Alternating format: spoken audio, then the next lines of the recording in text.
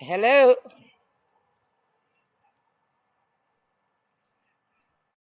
Hey, Okay, I'm in Restream there.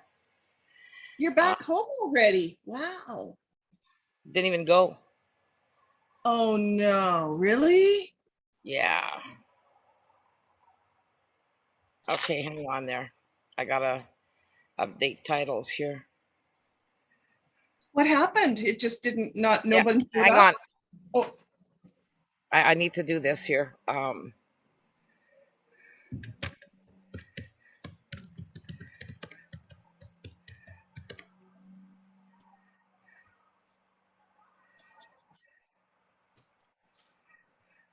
We couldn't get there. The road was closed. the road was what? The road was closed. Yeah, the road was closed. What? They had closed the highway. What for? I don't know, That's but we crazy. ended up all being stuck in inside the downtown Hamilton. Hamilton. Hang on, Denny. I don't have time No, no, go ahead, do what you need to do. to speak there.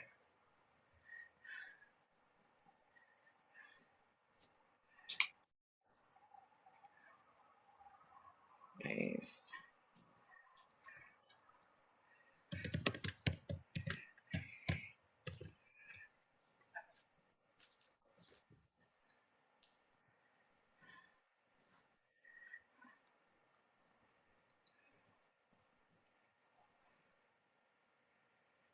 Okay. I went real fast here. Oh, we're streaming. Look at that.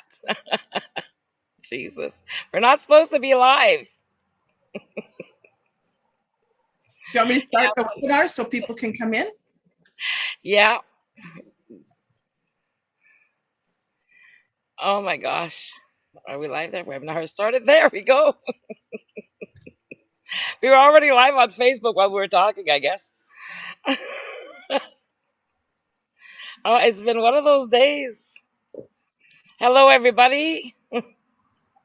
Just going to fix that chat so that everybody can chat. Okay, everyone. And everyone. There we go.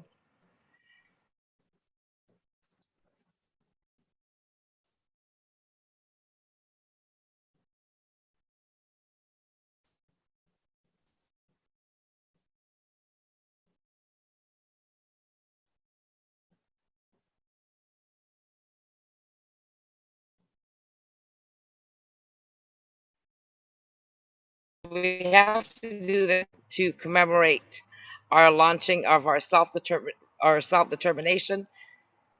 Oh, and look at that. My internet is unstable. What else is new? Okay, let's see if I can just move it around here. Okay, so Rhonda, you want to speak?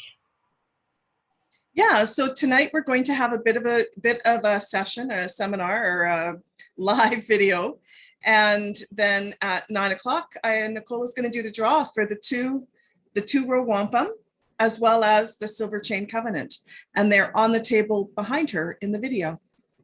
So it looks like she's freezing up. So I think she's just changing her internet, how she connects, so that hopefully she can find a stable connection. Otherwise, I don't know what we're going to do. I guess we'll just have to deal with her freezing. Are you back? Who's free? Yeah, I'm back. I didn't know I had left, but Yeah, you you had were frozen. frozen. You had frozen. Oh, jeez. And I'm on the other internet, right? But my Bell internet. So much for that. They really hate me, I think. Or it just could be a high usage night in your area too, and that causes issues. Yeah, but it shouldn't be. So and it's specific for live streaming. So who knows? So Rhonda, as long as you're a co-host, well, we should be fine. Okay. So, anyways, today was the day. Trying to get to Toronto was like the day of hell. They closed off part of the highway 403 on the one side going to Toronto. And as we had to go, like this was to a crawl, right? And we couldn't figure out why did they block it anyways. We couldn't see anything. So as you're going up, you've got all these cameras looking at you. And it's almost like they're trying to count how many cars are going by on the 403 headed to Toronto. But anyways, it was mayhem. No signs for detours or anything. And then you had to cross like 5 lanes to be able to get to the street to head down to find your way down to towards Toronto again. And then by the time I looked at the time, I would have gotten there like past 1:30, and then I would have had to come right back home. So that was that for Toronto. But we'll try again sometime. But now we know. Uh, Absolutely go the other side of Hamilton. Uh, do not even enter Hamilton. Oh, So okay. yeah, so there is a shortcut, and I don't know why we didn't take it, but anyway, it's neither here nor there. I was able to get home and try to get organized for this year, Yeah, it but wasn't crucial for you to be there today anyway. It was just, yeah, got all the tickets done, as you can see there. oh, she froze. But I think the tickets, if you look over her shoulder, the tickets are in the drum behind her.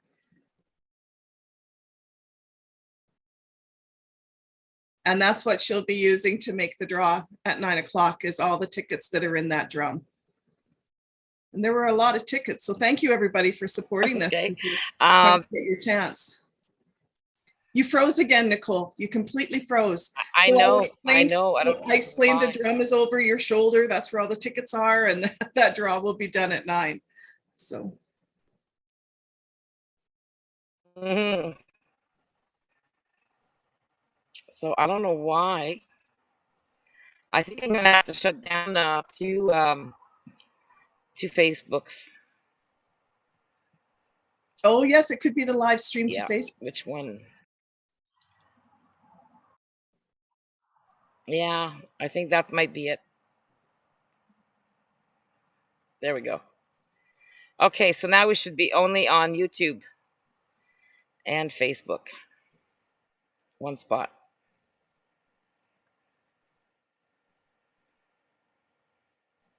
Yeah, and people are coming into the Zoom. So hi everybody.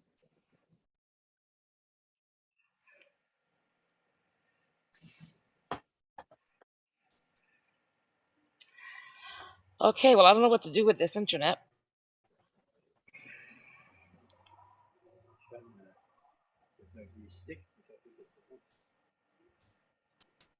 No, I've got 4 bars, so I don't know what's going on here. Um, okay, so am I back on, Rhonda? You're there, but you're really jittery. Really? Yeah. Hmm. It's too much energy in the wheel. Yeah, it's probably my medicine wheel. I don't think so. Yeah, we can hear you. Everything's fine. You can keep talking. You just freeze up every once in a while. Okay. Well, I've got 4 bars. I can't understand why this is happening. So hopefully, because we had no choice but to use Zoom, maybe we'll have to get out of Restream. Wait for another few people to get in.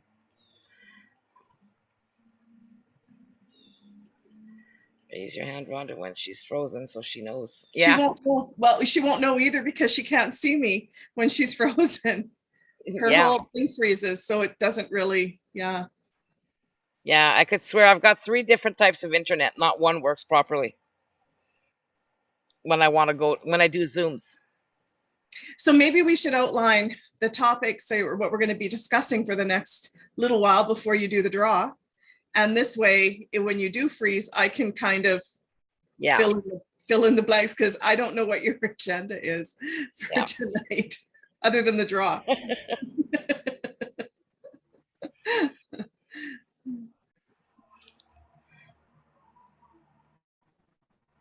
Okay, my turn or your turn? Your turn. Okay, well, tonight's okay. Our line, how can I say our lineup? I'm just trying to hide from the sun here. But anyways, what we're trying to we have some news in regards to our lawyers in the UK and exactly why we've chosen that firm. So tonight we wanted to discuss with you what is decolonization, what is self-determination. We could talk to you about the Turo Wampum Treaty and all of these things, but that is just a how can I say? Dennis is just leaving there.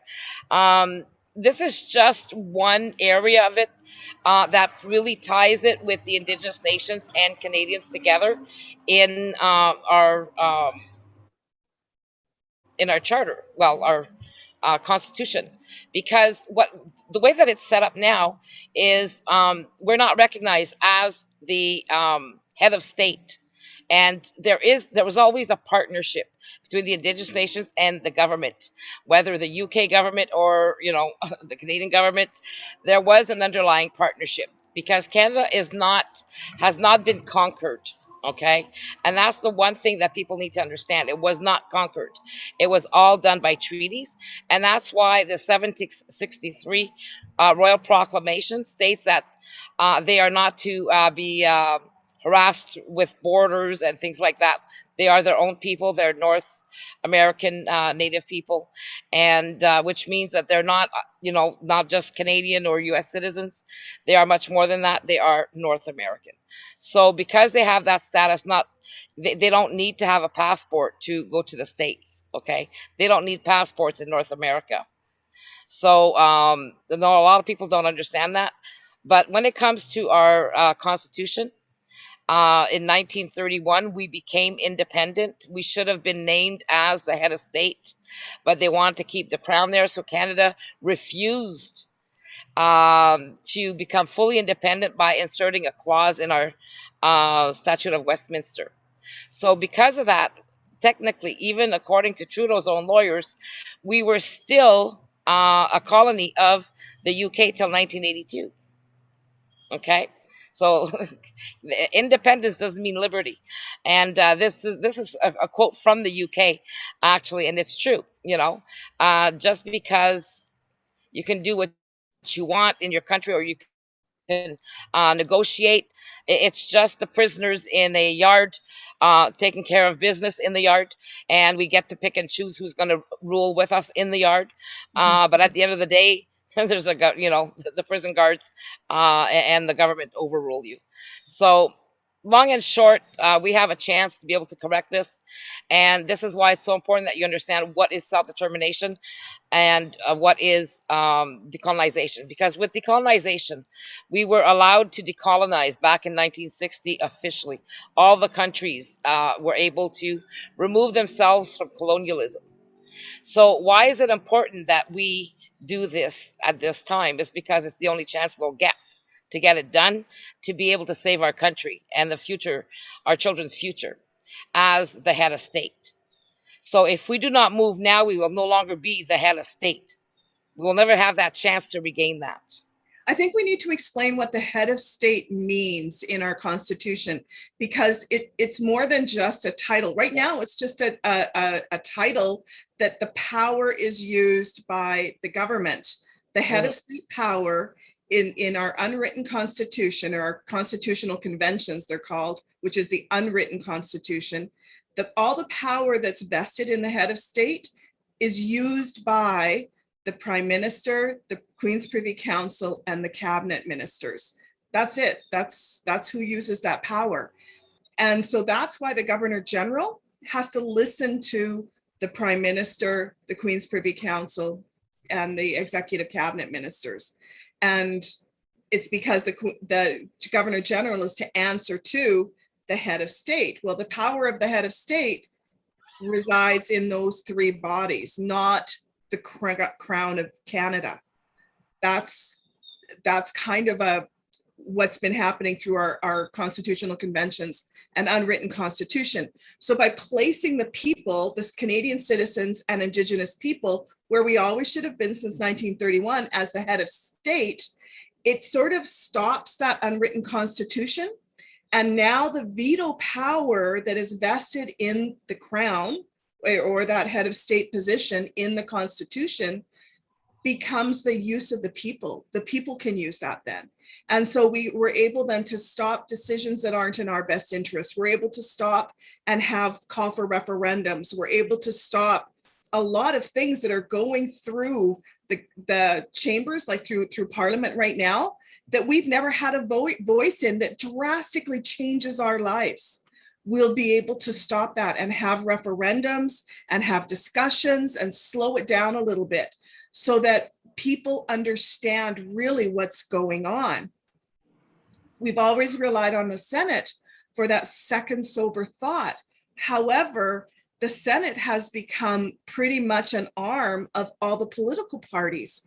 Because there's so many, like they're partisan appointments or partisan appointments, which means whichever party's in power, that's who gets chosen as the Senate. It's sort of like a thank you for being such a wonderful party supporter. Here you go, here's a Senate position. And so inside our Senate, we have senators who will not go against their political party because they are still beholden to that political party. So there's a lot of things inside our governance because of our Constitution and because of those executive powers being used not by the Crown of Canada, well, not by the Crown, but instead by the Prime Minister, Queen's Privy Council, and upper cabinet, like the executive cabinet, that has made our governance system very weak and very prone to corruption and foreign influence, and you name it. It's their lobbyists. It's all part of that. So that's what placing us, the collective citizens and Indigenous people, as the Crown or as the head of state does. It allows us to stop all of that.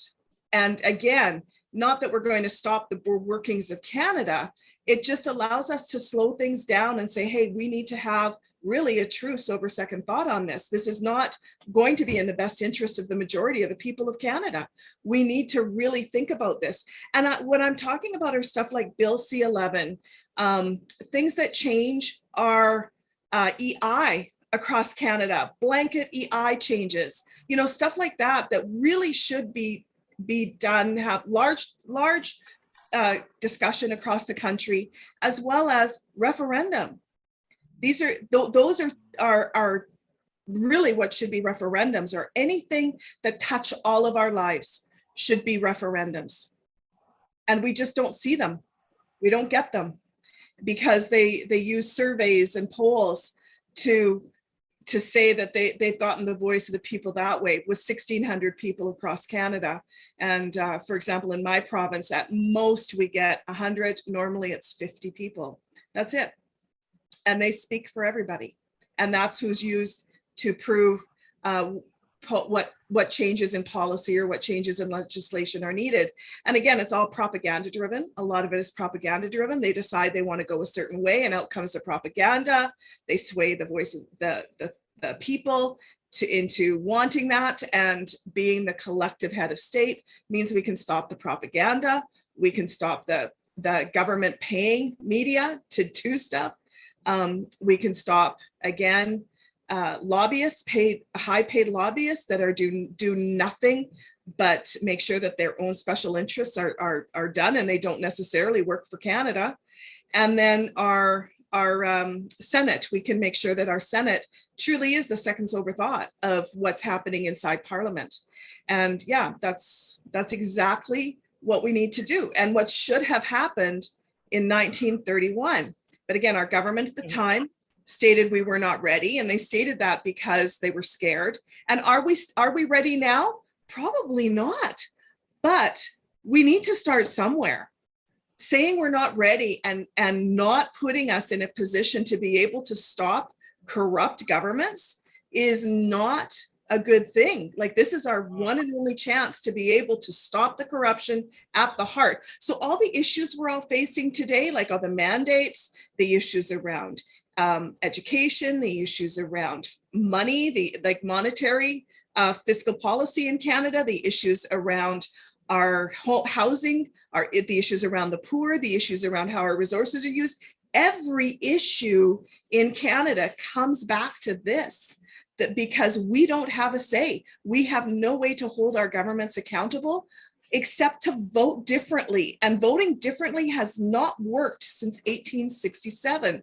So how is it going to start working now? It won't. So we need an actual way to hold our governments accountable. And this is the only way that allows us at any time, and not just us, but our children and generations, because once it's in the Constitution, it will be difficult to be removed. It's not something that they'll be able to remove, like they've removed our rights through the Charter of Rights and Freedoms because of the pandemic. They won't be able to move the rights of the head of state. So that's my 2 cents and why I keep saying the head of state. A lot of people don't really understand that, right? No. They don't understand. We're still going to stay part of the monarchy, or part of the, not the monarchy, but the Commonwealth. You don't need to have monarchy. That'll be up to the people to decide if they want to be or not.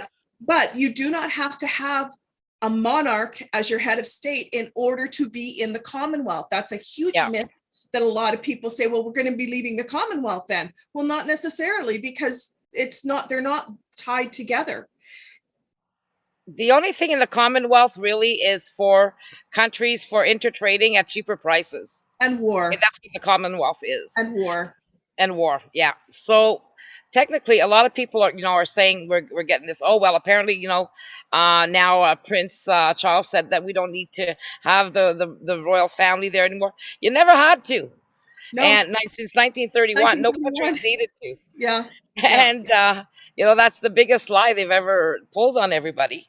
But at the same time, if the government, a lot of them did remove themselves from the monarchy, but the politicians tricked them, just like they did to us in 1931.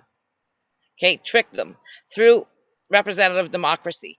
Representative democracy is the coup d'etat against the people and taking the rights of the people. So all we did was switch from one dictatorship to the next, one imperialism to corporatism, because that's what it is. Yeah, corporatism is perfect. Yeah, partyocracy and corporatism is exactly what we have. Yeah, so now they figured out a way on how they could, the corporations can now control all of every aspect of our lives under private business and a public partnership, which means that in the public and private partnership area, they were doing splits at, the government had less than 49%, well, 50% of the shares, and the other companies together had more than that. So the other companies could outvote the Canadian government, or like the SNC Lavalin. I always use that one because that one, they truly ripped off Ontarians and Canadians with that. And when you look at all of their paperwork, I've got it all if anybody needs it. They were, how can I say, every time they'd come to a vote, the two companies would outvote our pension board. Okay, so the Canada Pension Board is the one that handles that, and then they were outvoted. So whenever the company decided to do things, if the other two businesses decided, well, they're going to spend the money somewhere else, and then they're going to transfer their shares to others, there was nothing the government could do about it. Okay, and then if they go bankrupt, we're the ones left holding the bill. Yeah. Public-private partnerships, again, were set up for the corporations to be able to take all of the profit, and the people of the country left holding all of the debt. Yeah. That's how those are all set up. They're not a good thing. No, and that was brought to us by no other than Mulroney at the same time. I mean, they were all in bed together. The Liberals and the Conservatives. Yeah. There's no difference, okay? Only the rhetoric they give you. And if you watch, okay, when you're looking at the CRTC and what's going on now with the CRTC and all of the Bill C-11, and then you hear CTV, now the CTV, or, it's supposed to be, it's a public corporation, okay? The government controls it. So why would the government allow CTV to trash them when they didn't during this whole COVID thing? Okay, they had to follow the rules and do everything the government wanted. Oh, but now they can trash them, and with the liberals' blessing, no doubt, because they could say no, no, no. Uh, so now you're going to see that now they want you to vote conservative again, and they've always went flip flop between the two. And I'll tell you, if you go to the idu.org, idu.org, okay, I'm just going to put it here. I'll do it. You can keep talking. Okay. So, anyways, if you go there, go to the history, and then you'll be able to see that in 1983 they sent us Brian Mulroney, and this was the Bush family, okay, and Thatcher and everybody else, Merkel, all of them created. That's when they created the EU, and if you look at that website, it's for the Democrats, okay, created by who? The Republicans. And if you look at the World Economic Forum website, you'll quickly see that at the roots of it, it is a lobby group. At the roots, it is a lobby group for corporations. That's it. That's what it is. It's not this big conglomerate thing. They are beholden to, I think, 1,000 corporations worldwide.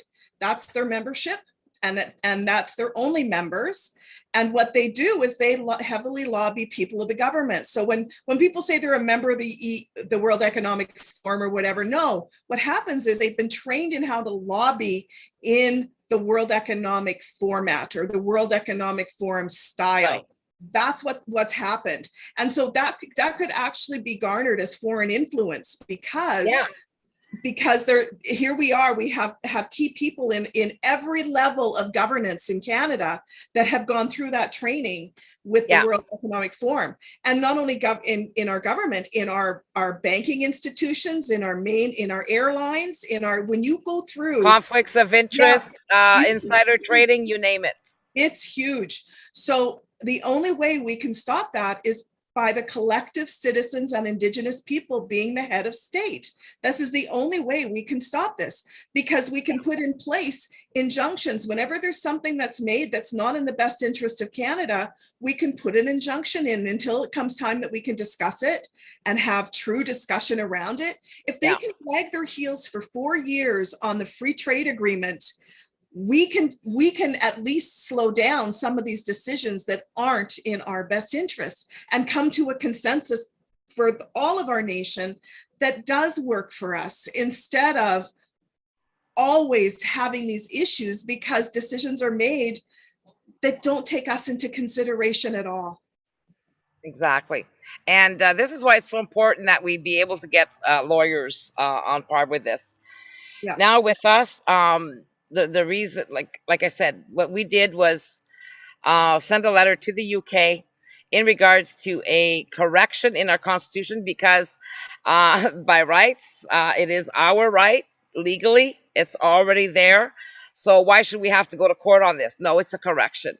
Okay, oops, and for the UK to say, oh, well, we can't do that. Well, excuse me, you said it yourself in 1982. Your parliament did. And they actually haven't said they can't do it yet. They've done nothing so far. And they've done nothing because we haven't taken that next step yet. And that next step is coming. So you have to give them sort of a notice. And people are mistakenly thinking that we've asked the Queen to step in and all that kind of stuff. No, it was just a courtesy to let the Queen know that we were doing that, just like it was a courtesy to let our own government know that we were doing this, because really we don't have to. The people don't need the government's permission if enough of us stand up and want something. It's a done deal. Exactly. So, and that's why, people say, well, we're waiting for you guys to get something done. Well, excuse me, if the citizens have not volunteered their time, money, and efforts in this and signed their conventions, we can't make it happen for them. We're not millionaires. And being the head of state is just the start of all of this. Being the head of state is that first key that we need to turn to open the door to real democracy in Canada. And the democracy comes through citizen committees in every riding, citizen committees that deal with every level of government in every riding, so that you know what's going on, what the issues are, and you can talk to your representatives, and they can then begin to actual problem solve. Instead of dealing with what their political party wants, they'll be listening to you in your whatever area of Canada you live in, and what needs to be fixed and resolved and all of that. Will this happen overnight? No. Everything seems to happen on 10-year plans. Like everything in the government, I don't know if you've noticed, but everything in the government seems to happen on a 10-year cycle. So 8 to 10 years. So this could take about 8 years before it's in place all across Canada. But that gives us, again, time to have those discussions, time to slow things down. To save our country. Exactly. Time for people to understand that we need to be active in our own democracy, and we need to be educated in our own democracy. Otherwise, none of this will work. We can't keep expecting those that we elect to fix everything for us without us. And that's what the way it's been set up, because it's all been left up to the political parties, and that's wrong. That's not democracy. That's partyocracy. Yeah. So, you know, it's never, everybody blames Trudeau or, you know, Joe Blow or whoever. And it's never them. It's the political party and the ones who finance them. Because if they say, we're no longer going to finance you, you better vote this way, guarantee they're voting that way.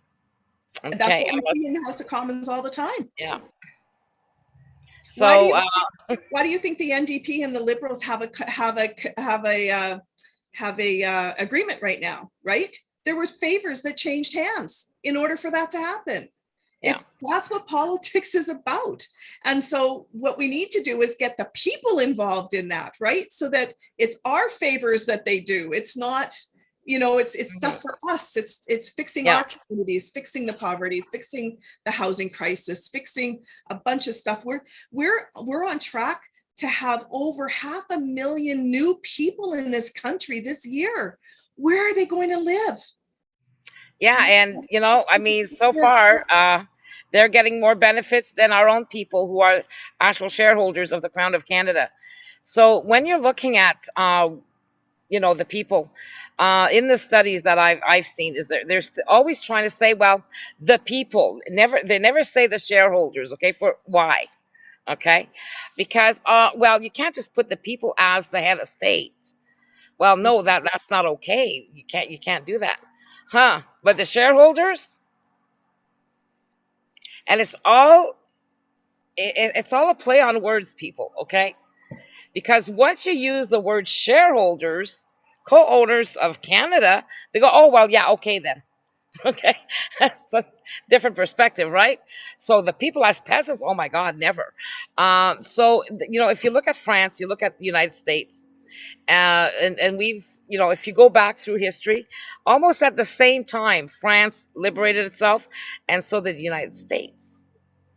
Okay, so because of that, if you look at France, it was the people that had the veto power, and then it changed in the Napoleonic Wars. Okay, and then it never went back to the people. That was the end of that. So if the people don't do their homework, they're going to lose their rights. And it's going to repeat itself over and over and over again.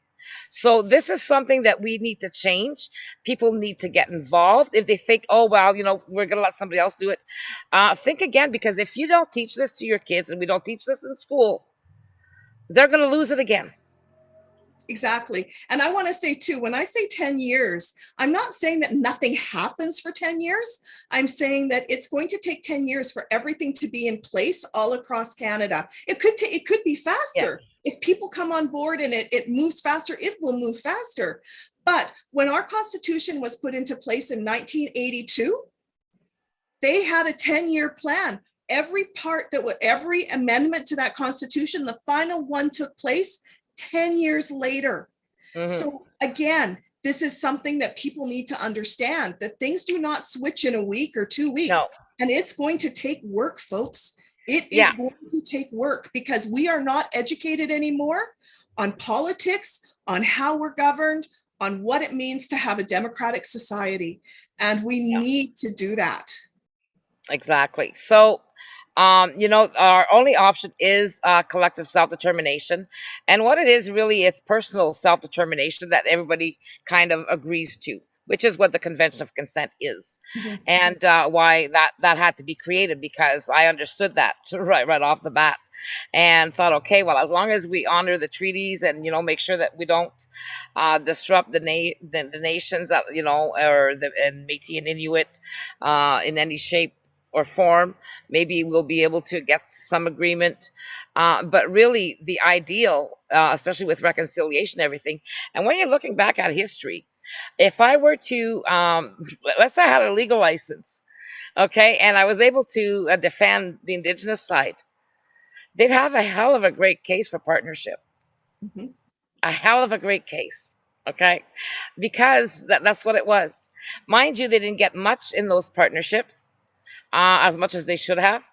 And the Canadian government also ripped off the Canadian citizens in those partnerships with the corporations they were getting kickbacks from. Okay, so there's a lot of our natural resources, and that's why Canada in 1931, the government did not want to be independent completely and then hand over the rights to the people and the nations, because then, whoops, their buddies wouldn't be able to give them huge bonuses for being able to mine, or to get their hands on the oil and gas and everything else. So you got to look at all of this.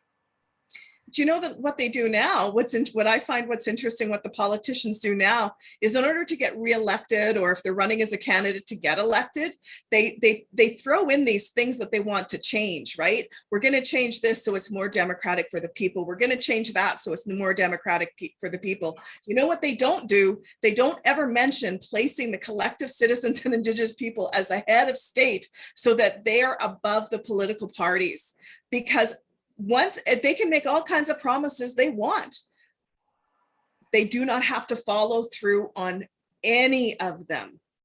And there's not a Exactly. thing that anybody can do. Exactly. So, it's hard to make a move and to be able to please everybody. And people say, well, hurry up, hurry up. We can only go as fast as Canadians react. And if they're not into this, well, we got to sit there and wait until they are. And that's not easy in itself. Okay. So, we got to keep going every day and keep going and keep going. And, once in a while, like we got this beautiful donation to be at the beginning for our lawyer here in Canada to get that initiated from a couple in Saskatchewan.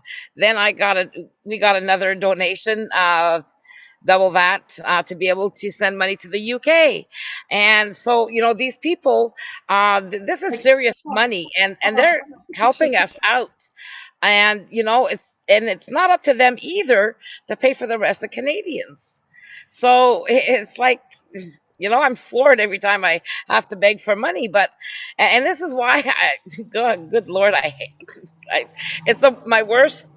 Having to ask for money is might as well shoot me now. And Nicole and I are on the same page there. We're exactly the same way that way. And so we're probably the two worst salespeople for this, because part of it is truly asking for donations constantly. Yeah. And we just aren't great at it. So we have it on the website, we have it on all of our stuff, but yeah. And yeah, like, it's hard. It's hard. Yeah, and with us, with the donations that we get, we don't like to be able to give out names, even if the people would say something like, ever since our episode with our lawyer getting harassed and hundreds of emails being sent with his email at both offices. And oh my God, I mean, I just about had a heart attack. I figured, okay, well, nobody gets names anymore. We pride ourselves on at least that kind of, that the people can rely on the fact that we're not going to be divulging their information anytime soon. And at least with the way we're doing things is to make sure that the government, if the people donate to us, their accounts aren't going to be seized. So we keep it to our website, and that's it. We don't need, fancy, to go with We don't want to. GoFundMe or GoSendGo or anybody like that, because they will give your information out, and they say it right on their website. Exactly. So we want to keep everybody's personal information secure. No one can touch our information. No one can, if you donate through the website, no one gets that information ever. Yeah. Because this is a registered nonprofit organization, and they do not have to reveal donor lists. Yeah. And, there's a comment that Tamara sure raised a lot. Well, it wasn't Tamara. A lot of people don't know about all of the other people, the truckers, okay, themselves, that actually made that a reality. Of that, of all of that, Tamara herself only raised a little over $1 million, and the rest was all people. Yeah, but again, it was only because heavy duty names decided it was enough. Her timing was perfect. Okay, exactly, perfect. Exactly. And to try and redo that, I don't think Canadians will. Okay, not from what we're seeing right now, anyways. It's summer, and everything is kind of slow. Same with us, people. It's hard to get somebody to keep their word, okay? And oh my gosh, then we can't keep our word when they don't keep their word, and it's just a snowball effect. And that, I think, is a disease in Canada right now, and people just don't care, right? So that's very, how can I say, disconcerting, and that would be the right word, Rhonda, disconcerting. It would be. And but yeah. September's arriving, okay? So all my many emails that got ignored are going to be resent, and followed by phone calls, because now everybody's getting back to work. So all of the important people we're waiting for might show up. Something else that's interesting too is people are willing to do something for something that's not connected to them. So they'll do something for the truckers, they'll do something for the farmers, they'll do something for the whatever, the nurses, the dog, whatever it is.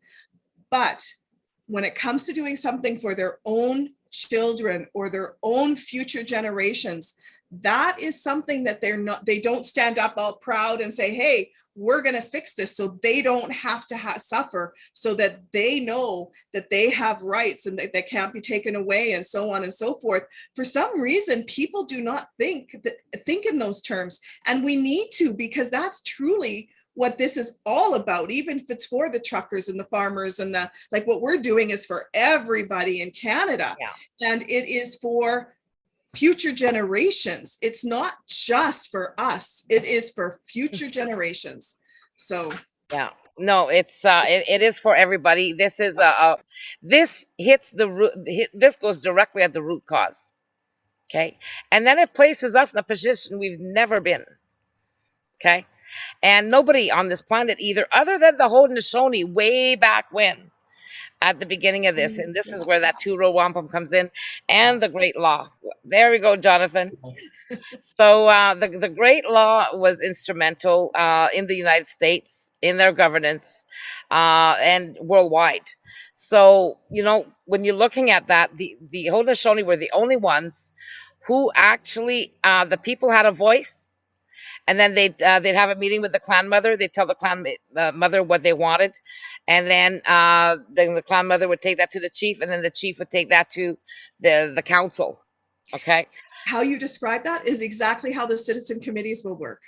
Well, it has to work that way. Yeah. And, the ones there's a French gentleman from actually Montreal, and he did a huge study on democracy. Mind you, it's only in French, which is too bad. But he did a great stint on, and it comes back to the Haudenosaunee. And this is the territory that I'm on. Okay, so and that's why we got the two-row, and then the friendship treaty, the Silver Covenant Chain Friendship Treaty. So I was able to learn a lot in the 13 years that I was here, but also to do research. And the Haudenosaunee actually were, yes, in partnership very much with England. They were brothers. They were not, even with the church, they were brothers. they wouldn't use, that, you're my father type thing with the church. No, not them. Not right away. Anyways, eventually, they did switch around some of the Mohawks, but the rest, actually still study the great law, and it's still alive, but very weak. But it takes all of us to bring that back, okay? Because it should have reached worldwide, and that's what the right roots of peace mean. Is they should have went right down through the planet and everywhere, so that the people rule, and everybody shares, and everybody helps each other out, and that's the basics of it. But anyways, it's kind of ironic that everything's so turned around now. But I'm going to be doing a presentation, hopefully, on September 10th. It's going to be the meeting the first meeting for September for the traditional chiefs at the Longhouse. So council house, I should say. So, anyways, again, I've been there before, and everything fell on deaf ears. So hopefully now they'll start listening, because we have something that is unbelievable, actually, to mostly everybody.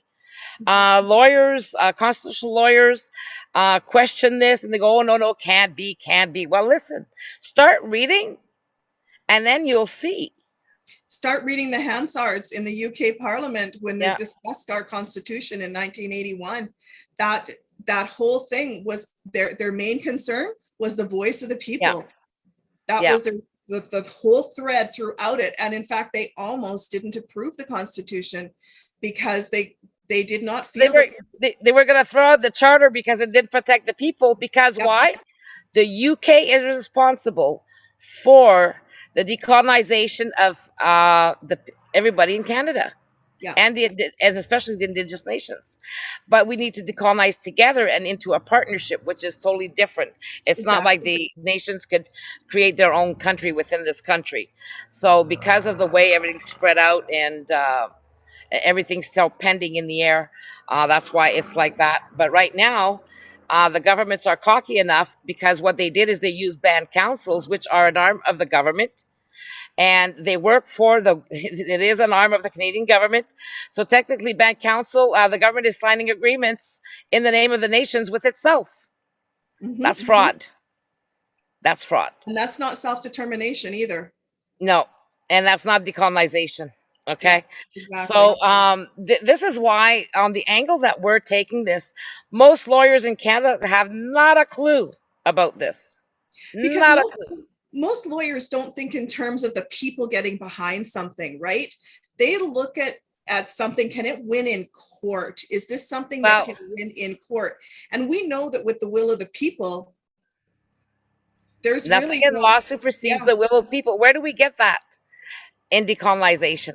Somebody sent us somebody sent an email that I kind of skimmed through a while ago, and they're saying, well, where did you get this line? There's nothing in law, like in any law here. No, you got to find it, okay, at the international level. And that's true with any country.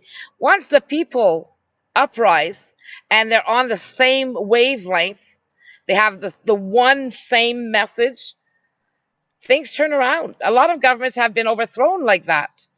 Yeah. We're not trying to overthrow ours. We're just trying to get our rights recognized legally. Exactly. We don't want to overthrow anything, because our system is the only system we have, and you can't overthrow, like, it would throw our whole country into chaos, and that's something that no one wants. So it's about putting in place, again, those steps, right? Head of state first, get us the collective citizens and Indigenous people as the head of state, then do the citizen committees, begin to put injunctions in place, begin to start with referendums. We have in Canada, people keep saying, well, how can you do referendums? They're really expensive to do. Actually, they're not. We have a whole open governance infrastructure online right now across Canada that was developed by the UN and the World Economic Forum. It was all to prepare for what's coming, right? And so we can use it for our for ourselves. Because, we can snip it so that it's just for Canada, and then we can tie in a lot of the Revenue Canada security, all of that, around social insurance numbers and all of that, because you have to be 18 in order to vote in referendums. You have to be a legal resident in order to vote in referendums, like a citizen in order to vote in referendums at the federal level. At the provincial level, it's up to the provinces, but at the federal level, You have to be a citizen. So again, there's a whole bunch of checks and balances in place that can be used, and it's not using the Dominion voting system. It's not using a third party voting system. It's using something that's already in place that can easily be, well, and I say easily, but you know, they're already working on that. And they started working on it during the pandemic with the House of Commons, with our federal House of Commons. They started working on kind of a testing of how this voting online will work. And so, hey, let's, you know. I mean, they did all the work for us. I mean, I sit there sometimes and they just laugh. Yeah. And, you know, Jesus. You know, they could have made it easier. So, anyways, when Daniel asked, you know, Nicole, you get this tomorrow, you get your wish tomorrow. What do you do? And it's, well, first of all, uh, take a breath, you know. But the thing is we need to educate people. The people need to want to be educated, and most importantly, the children.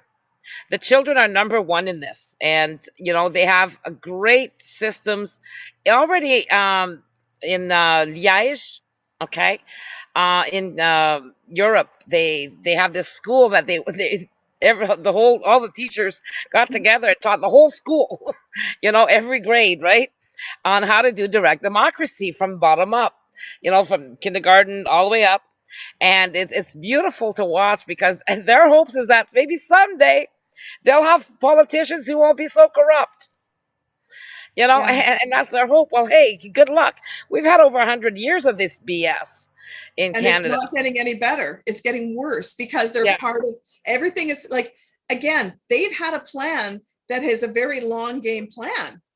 You know, people get frustrated when we say 10 years or 3 years or 2 years or even 6 months. But what we're living in today has been a plan that was put in place in the 1930s. This is not something that was just dreamed up because through the World Economic Forum. It started well before the World Economic Forum. Yeah. It started well before the UN was formed. It started well before World War. Called the World Federalist Movement. Exactly. And even that Cecil Rhodes Foundation, all of If these. you go back in history, you'll see where, you know, it's just, and part of it is human nature of some people wanting to have power over everything, and they want to control all. And the Exactly. only way that can be kept in check is through the majority of us standing up and saying, no way, not going to happen. So, Yeah. and we've lost that in our societies. We've lost that because we've been kept so busy working, raising families, trying to get ahead, trying to have enough to retire on, trying to have enough to send our kids to school, trying to have enough for a vacation, that you have really been a slave to a wage your whole life. Yeah. In order to have enough. Yeah. So, you know, coming from Abitibi-Témiscamingue, there's a company there called Tembec. And you can Google this, okay? It was one of the companies that the employees owned the corporation. They restarted the company after the CIP closed down. And I'm telling you, I've never seen such a happy place for a long time. The guys couldn't wait to go, and they were all on shifts, so they would have competitions in between the shift workers to see how many bundles, you know, they could pull out. And it was always like a competition, and it was like, holy crap, I mean, these guys can't wait to get to work just to see who's going to win this thing, right? And it was always ongoing. And then they'd have nice bonuses for the holidays and everything else, and they had all shares in the company. And then till one day somebody, you know, dangled a carrot. Oh, you know, I'll buy your shares, I'll give you $30,000. And some of them, a little bit of time took them, and eventually the employees no longer had shares. That company was not the same at all after that. The quality of the work was just unbelievable. They sunk that company. The management sunk that company right into the ground almost. And then what they ended up doing was the Canadian, the Ontario government and the Quebec government agreed that Tembec Inc. in Quebec and Ontario would be able to Okay. In regards to the pension funds, the company didn't have to put their share of the people's pension funds for 10 years in each plant. What? For 10 years, as long as they reinvested that money into the organization, the company. Wow. So 10 they, years. So for 10 years, every employee in Ontario and Quebec lost 10 years of their pension fund that the company was supposed to match with theirs. They'll never see a dime of that. But that was the Ontario and Quebec government that agreed to that. While and this again, company was, was you that know, in the best interest of the employees? Certainly not, because, you know, no, a company usually survives. They'll get government funding, they'll get whatever, but if you don't have enough in your pension, you don't get any extra government funding. They don't increase your old age pension. There's always you're maxed out to a certain amount. They don't increase your CPP. They don't say, oh, hey, here's an extra dividend because of whatever. No. You're left, trying to find a part-time job in retirement to make ends yeah, meet, because the cost of living does not stop. Like, it yeah. doesn't stay static. So if the people want corruption to stop, it's up to us to stop it. If we want to have a future for our children, it's up to us to make sure that they have a future. And it's up to us to teach them, not somebody else. And this is going to be long term running, because this is like, it's not going to happen overnight. Let's say we get what we want. Well, we have to make sure that we don't create a bigger problem. Exactly. Okay. Hence the plan. Because, Hence the yeah, plan. you have a problem, you find a solution, but make sure that solution doesn't cause bigger problems at the end of the day, And I want because to not every solution works. exactly. And I want to state something. It's not the coal and I that are going to come up with the plan. It's not the Power Shift or the Canadian People's Union that will come up with the plan. It will be all of us together that come up with the plan. That's who's Well, going to come up with the plan. yeah, but everybody's going to have to get involved, but people Yeah, can't make decisions. It's like lawyers, okay? We actually have a meeting there on Monday, and that should be interesting. But the fact is a lot of lawyers in Canada, especially in Canada, don't believe that what we're doing is ever going to do anything. Why? Because first of all, they're obnoxious enough to talk before they even know exactly what's at stake, what's at hand, where's the information coming from. They have no clue about decolonization process, no clue about what the indigenous have to do with that. And thank goodness we do have indigenous peoples, because that makes it a lot easier. mhm. And so they really can't connect the dots here. So they're talking through their hats when they say, oh, I don't think that's going to work. Well, excuse me, uh, start doing your homework, and then we'll dance on this issue again. Which is You know, quite interesting, because when you read legal, like law briefs and all of that kind of stuff, they have discussed all of this stuff.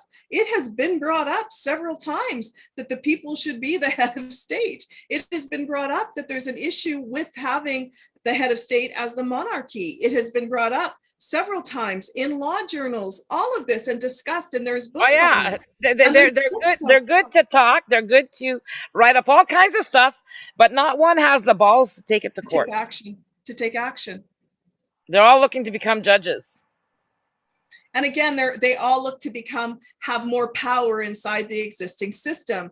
What we're Yeah, proposing isn't for anybody to have any power really inside the existing system, except for the people. So that's what we're proposing. And yeah. by power, I mean the political parties. Yes, there will still be a winning political party that is but they won't necessarily choose the prime minister, and the Senate may not be, depending on what the people decide, the Senate may not be partisan appointments either. They may be voted in positions. Like, who knows where Yeah, this but right now we don't even need to discuss that. Just the fact of the matter that they would not be able to make major decisions anymore. Everything coming in from the World Economic Forum would take a step back, and then we'd have to look right away. Public-private partnerships have to end unless the government, we own 51%. End of story. End of story. No ifs and buts about that. Second of all, we'd have to look at all the deals with the private banks. So we'd have, before we start removing. You know, there's such a thing as presumed innocent or presumed Right. guilty. You know, so you need to have, just because this doctor or that doctor says this and that doesn't give you the right to say, okay, well, I want him arrested because he's done this. Well, you've got to have proof that he's participated in that to begin with, and you have to have the paperwork. We can't charge him with anything really until we have the paperwork. Okay, we have some paperwork, but again, we need lawyers. How many lawyers do we need? Technically, if we were, I mean, make my day. Get me 50 lawyers.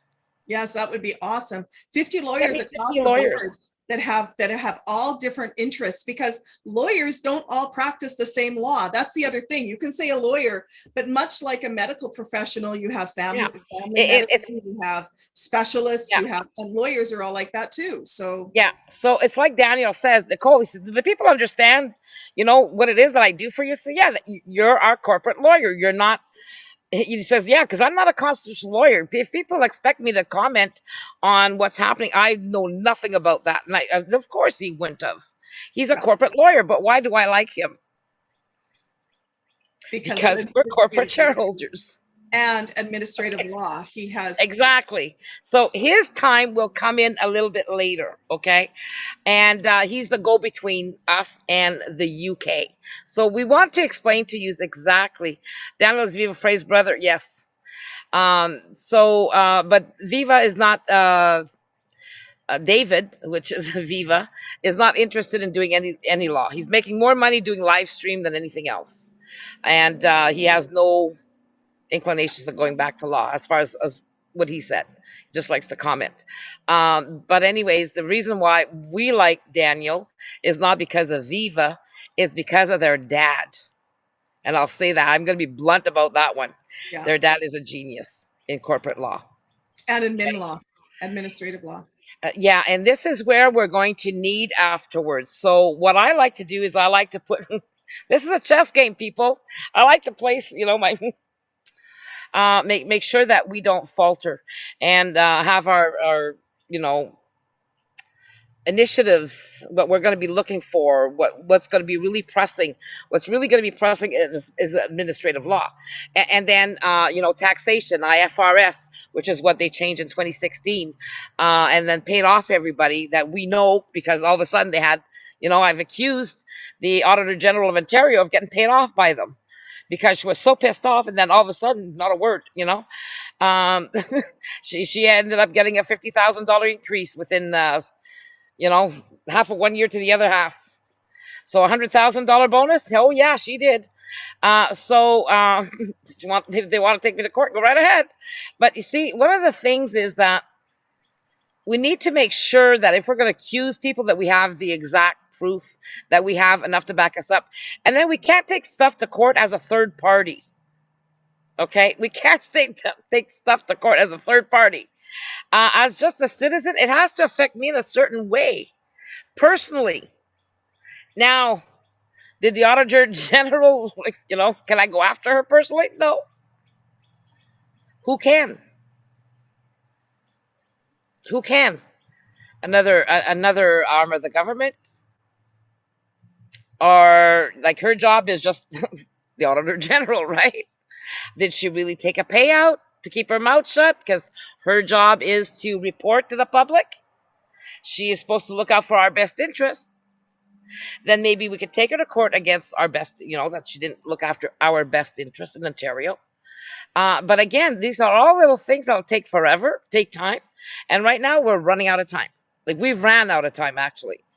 It's time to move now, and now. Okay, so we need to be able to get people to help with donations. You know, even though there's people out there with money, it's not always up to them to give. If everybody gave $1, we would have gotten this done a long time ago. Why? It would have been through the courts already in the UK, because we could have afford, you know, more than one lawyer. Like I said, just one. In the UK, we have to pay them in British pounds. That's their value is 1.59 0.8 or 9. Okay, so might as well be $1.60 to our dollar.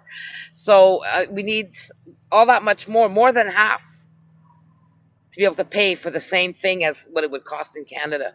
So and we were lucky because still this law firm is still $200 less an hour than the top-notch firms who are working for the guess who, the big conglomerates and the government. So I'm going to mention something too, because we constantly get asked, how come you're not on this show? How come you're not being interviewed by these people? How come?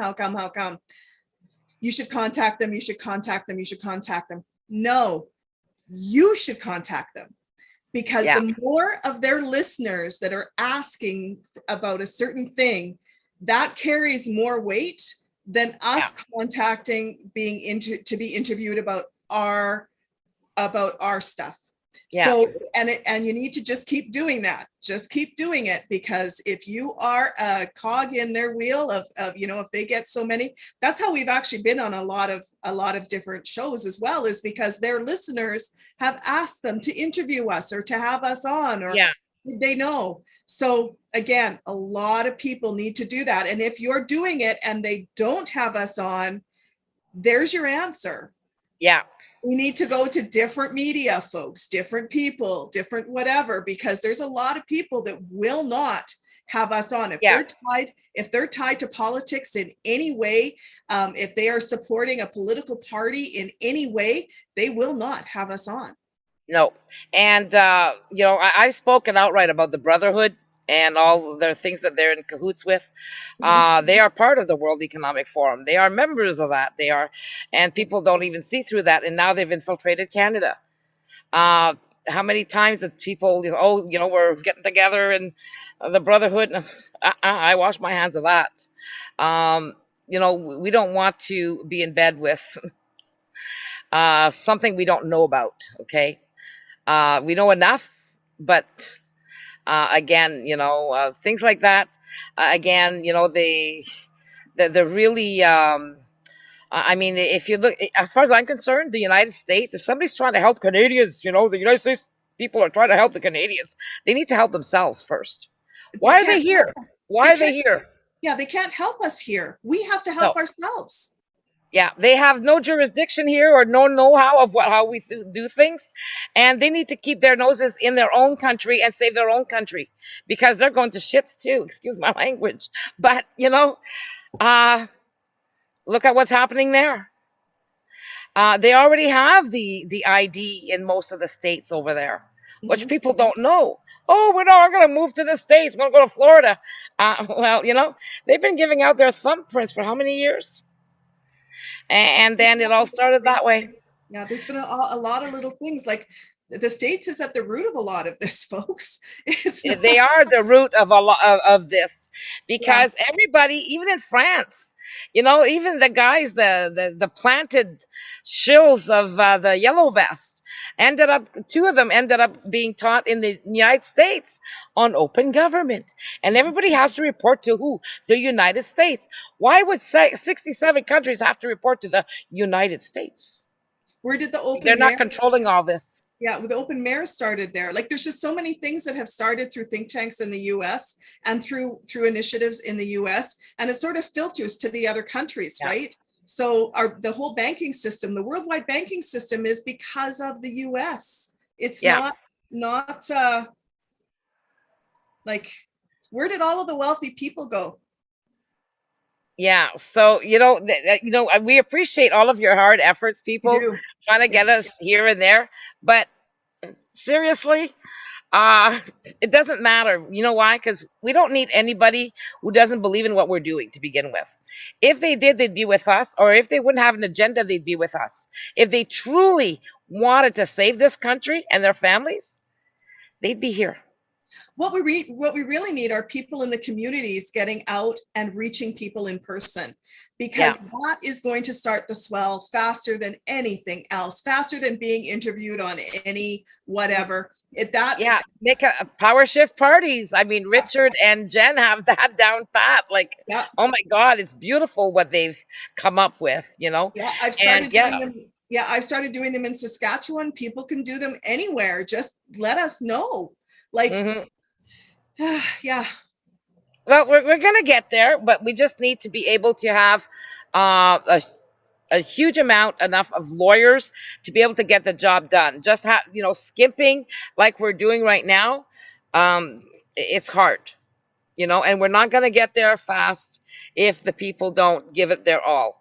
And it's not just about signing once. Well, now I've signed, what now? Educate yourself. We've got a website, we've got videos. Rhonda's got a whole education system on YouTube. I mean, you can find it all on our website if you go to videos. And that's learn what's next, because hey, you need to depend on yourself to be able to know things. So it's just like the lawyers. How could we pay lawyers who don't know? So that's why I don't expect Daniel to start representing us right away on this constitutional issue. I'd rather him, once we're ready, okay, for the law of oppression under corporations and shareholders, and in regards to our public corporations, and how now they went public with some of them, and we're getting even less. So all of this stuff needs to be well thought out of. Okay, you need to be able to know where you can go and where you can back off. But we're not ready for that, because until we have our full rights, it's no sense in going after them for anything, because we'll never see their documents. They're lying through their teeth. They're taking away our rights because they can. Why? Because we let them. The only reason why they can take away our rights is because we allow it. They Bottom tend, line. and watch what they do. There's things that have happened in these last, I would say, 10 years. If you go back and watch what happens inside of Parliament, they cover their tracks very well. Why did Trudeau call an election when he did the last time? What was happening in the House of Commons when he called that election? And then what was dropped because of the election? It was all around the lab in Winnipeg. They were being compelled to release those documents to the Speaker of the House, or to what was that called, Nicole? It was the when they got caught and they actually tried to sue the Speaker of the House so that they wouldn't have to release those documents. And then all of a sudden there's an election happening. Yeah, they called an election so everything gets dropped. And guess what never was produced? No. So we have somebody asking in Facebook, says, Nicole, why don't the political people want any part of the power shift? Why? Very easy. Because, as Von Lyon said in his own book, and this dates back a while, the political parties, the politicians do not want to be subordinate to the people. They want to rule over the people. They don't want to be beneath the people. Exactly. And that's their answer. So and it's hypocrisy again. Anybody who wants power over you will not want this. It's that simple. Exactly. And candidates for political parties, people that want to run as a candidate for a political party, cannot be for something that's going to take the power away from their political party. They'll never, first of all, get approved to be a candidate. And second of all, they'll never get elected. They'll never be allowed to stay a candidate. And if they're elected and then come out with it, they will be dropped so fast. They'll actually probably more than just be dropped. They won't even be allowed to stay as an independent at that point. So there's a lot of reasons why, and it all comes down to one word, and that's corruption. And the second word is power. Two things. Yeah. Yeah. So we've got, people wondering if we have anything written or, that we can pass around. Well, Jen and Richard did a really beautiful little video a while ago, and I watched it. But for me, it kept cutting out. And I don't know if it was my internet, which could very well be. But I didn't get an answer back on that. But there was something that I wanted still change in the document. And Rhonda, I was trying to reach you earlier about that. What Nicole's talking about is we have a document almost ready to roll. It's about 16 pages. It is called I can never remember what it's called, Nicole. It's the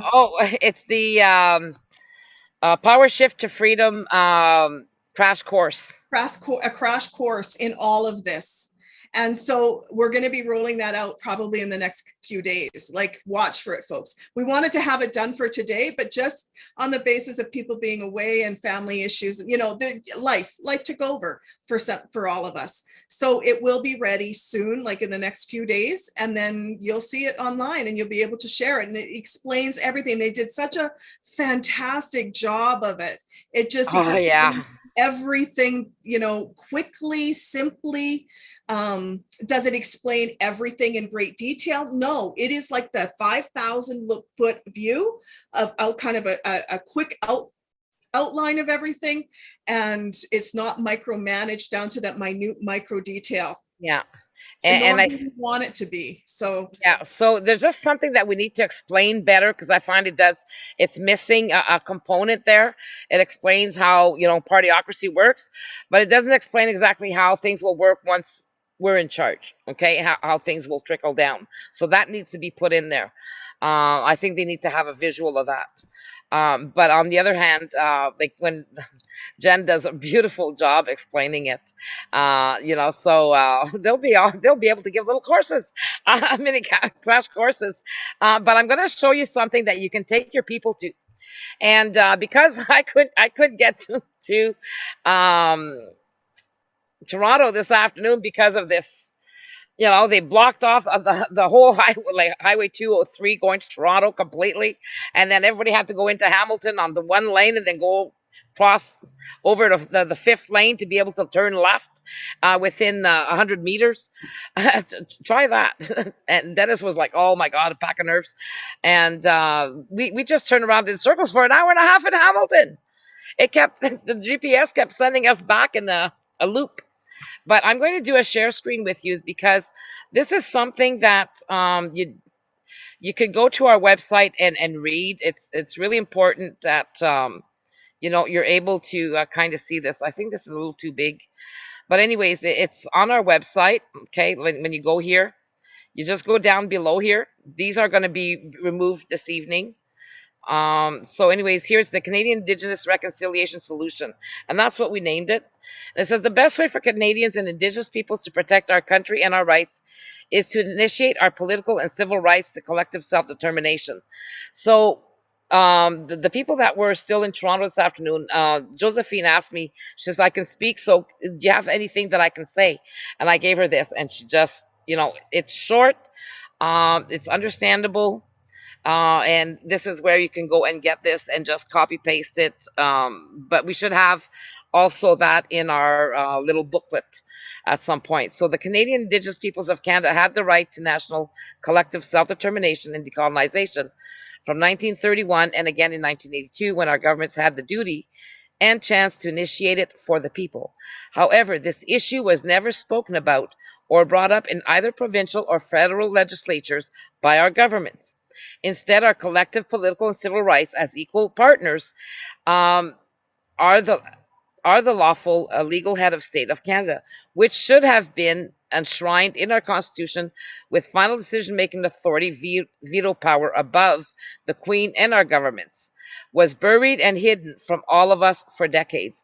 Because we didn't have to remove the Queen. We could just have the veto power over her as well, because she's got zero power. She's just there as the one holding our bank account, okay, which all the ministers now have her rights, so they can all sign off on that or on things that would have been her job or our job. So anyways, here, this was deliberately creating a stolen right from all Canadian Indigenous peoples, considering Canada and the UK had been bound to our rights since after World War II through the decolonization process and signed onto those rights in 1976. So that law came out in the right to self-determination came out because there was a decolonization, came out in 1960. But the right to self-determination, which is our political right, hang on, people, is actually it took 10 years for them to, they did it in 66, and then Canada and the UK signed on to it in 1976. So, like, when it came out in 76, they all signed on to it. So they gave themselves 10 years there. So you can see that. There's that 10 years again, folks. Yeah, See? that 10 years. So we, the Canadian People's Union, undertook the actions to remedy the situation. One of these actions was initiated March 3rd, 2022, in a formal letter to the UK demanding a constitutional correction. This constitutional correction can remedy reconciliation and finalize decolonization by legally including the Indigenous peoples of Canada as equal partners, shareholders, co-owners, and final decision makers with Canadians on each side of the two Wampum Treaty for our country in our Constitution. It would only take a motion filed by the Minister of Foreign Affairs and Commonwealth to the UK Parliament for vote to issue a formal declaration and ratified by royal assent. If not done, then the UK is liable, just as Canada, to be in breach of many international laws, including the Statute of Rome. The other action was the initiation of a formal, legally binding contract named the Indigenous and Civil Unified Sovereign Enactment Convention of Consent. This is a living document created in 2014 to be signed by all Canadian and Indigenous peoples who want our combined rights to be lawfully, legally recognized in our Constitution as being the final decision makers and having full authority over our governance. No government should ever have full authority over the people they work for. That authority belongs to both peoples in this country. With the help of all Canadian Indigenous peoples, igniting the conversation and enforcing its legislation is the first step to success. We achieved this on Parliament Hill, Ottawa, July 30th, 2022. Okay? So, some people might think it was no big deal, but it was a huge deal because the government knew exactly what we were doing. And that's the point, people. And it didn't matter how many people were there or not. And they didn't lock anything down. They didn't shut anything down. It was pretty much open for business in every way on those 2 days. So, yeah. So anyways, we're pretty proud of that. And it's too bad. I guess we were hoping, I was hoping we introduced somebody here this evening, but I don't think he's here. But anyways, we're going to have, finally, people are coming back. September, we should have some guests finally. But you've seen that with my intranet, how sketchy it is. I didn't dare invite anybody because of it, because I can't rely on it until I can rely on it. This is what, Rhonda? We're getting some comments here. So when you're done your thought, I want to address something because we're getting some comments around. Yeah, so we'll be able to kind of get more of the legal aspect into this, more of the decolonization aspect. We're going to be covering all that. But right now, our main thing is to build a team in the UK because the firm that we've used is actually the ones that helped the Caicos Islands and Mauritius in the fight against the UK, as well as the fight within another country to be able to prove that, yes, Mauritius had the authority over the Caicos Islands, and now the people can return back to their island. So these are the same people, so they understand what we're doing. So trying to, like even the lawyer we have, still he's not quite sure, so he's got to, what's this dynamic in Canada? What the hell happened? This type of fraud, I guess he's not used to. And because they have referendums and that in the UK, right? So he's got to understand that aspect. And now we have to also get the team that worked on the Caicos Islands, because that's technically the same team that we're going to need to put pressure on the UK. Okay? So exactly. We're doing everything legally with existing law, international law, law through each country. Even it doesn't have to be law in our country, it can be law in other countries, like precedent in other countries. So we're doing everything above board with how do I say this, we're doing it with facts, we're doing it with law. We're doing it with, like, it's safe for everybody. What we're not doing is delving into the free man on the land, sovereign citizen, common law. No jurisdiction. BS. No, we don't deal with any of that. We have nothing to do with it. We'll never have anything to do with it. So we're not tied, like when people talk about the Convention of Consent, it has nothing to do with anything that those people talk about. This is about our legal rights, our actual legal rights that are recognized by the government in our governance. international law, all of it. It's already recognized. We actually, the main difference is we agree with Canadian laws. We believe that the Canadian laws in Canada are valid. We agree that the government's valid, well, somewhat valid with all the corruption, but we agree that it's something that we have to work with. We're not going to create our whole separate society of our own. We're not saying that you have to join as a citizen to some country that doesn't even exist except on paper on somebody's computer. So it's you know, there's none of that.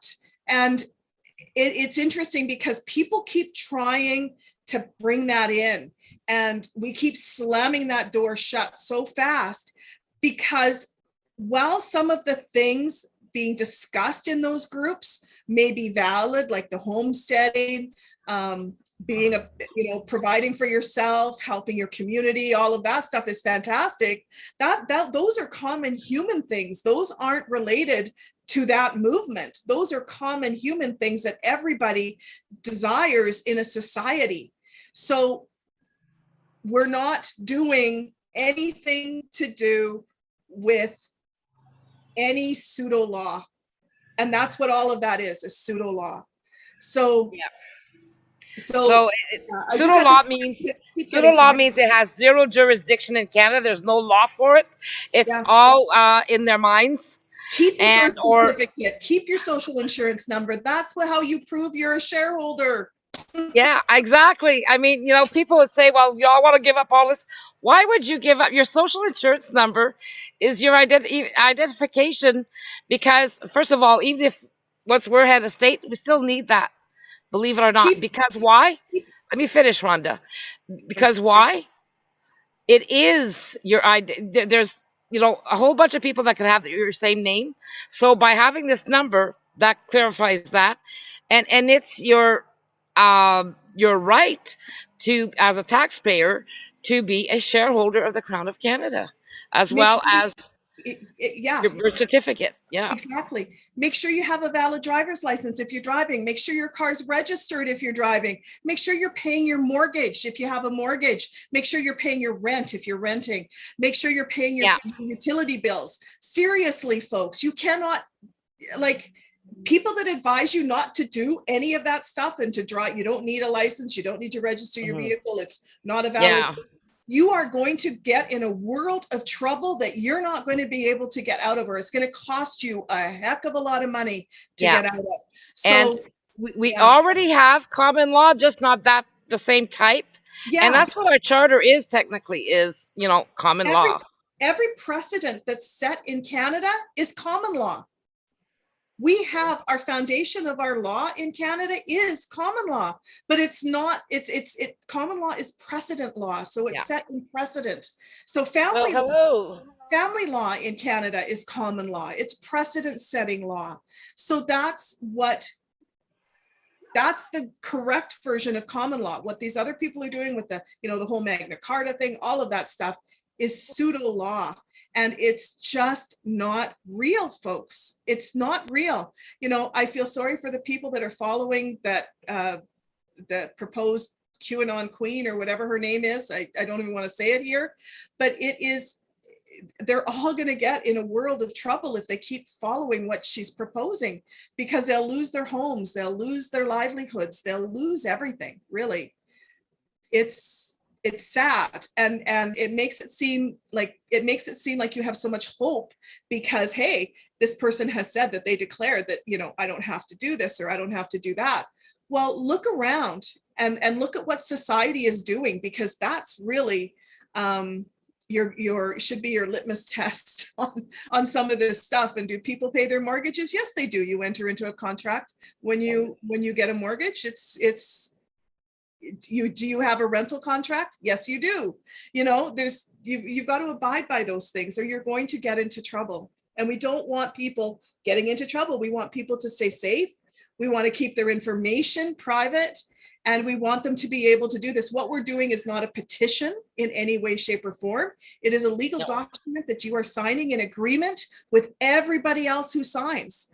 that you want your right to self-determination and to be able to hold our government accountable in the end, really. That's what it's about. Whoever we elect, no matter who it is, we'll be able to hold them accountable. So, hi, Barb. Yeah. So Hi there.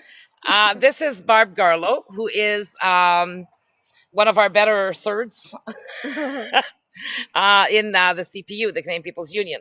Barb is one of our directors, and on the Haudenosaunee side, okay, the indigenous side, and then we're on this side for the Canadian citizens.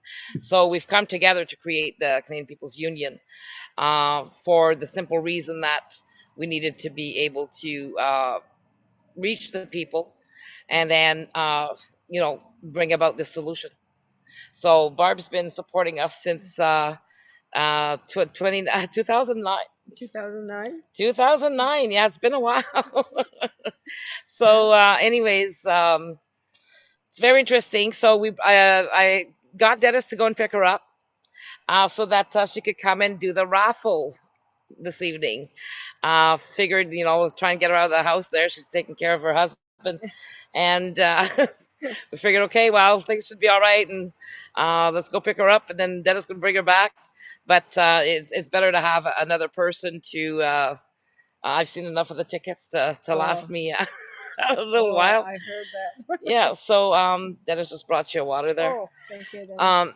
But we wanted to speak tonight, not just about what we've already talked about 1,000 times before, but also in regards to the fact that, yes, the lawyers that we have normally, again, I hate having to say which firm it is, but it is a very viable firm. I'll actually give you an idea tomorrow. I will reveal that on our website, and hopefully nobody's going to try to contact them. But they are the CPU lawyers, not for all the members and everything else. They are just for the corporate, and it's going to be in regards to our decolonization and everything like that.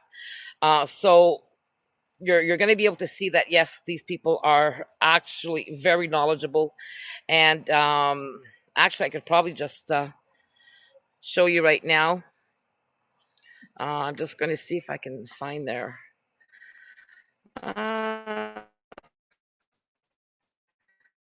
While ago,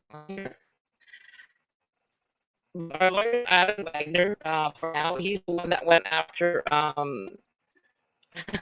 after Boris Johnson and put enough pressure to be able to have him actually leave the UK Parliament. Here, I'm just trying to see here, W Street.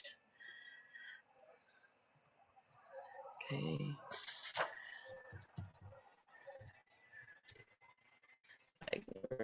Okay.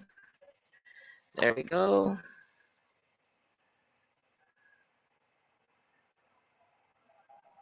Okay, my internet is very slow, people. Okay. So I'm very proud of this team. Anyways, lawyers. They're really, really strong in human rights. They understand international human rights, and that was the whole point of getting this firm and getting Adam to agree. So, see, my internet still hasn't even. It's so slow. Rhonda. Oh, there we go. Yeah, you're frozen right now. We can hear you, but you're frozen. Okay. So I was going to do a screen share. I don't know how that's going to go.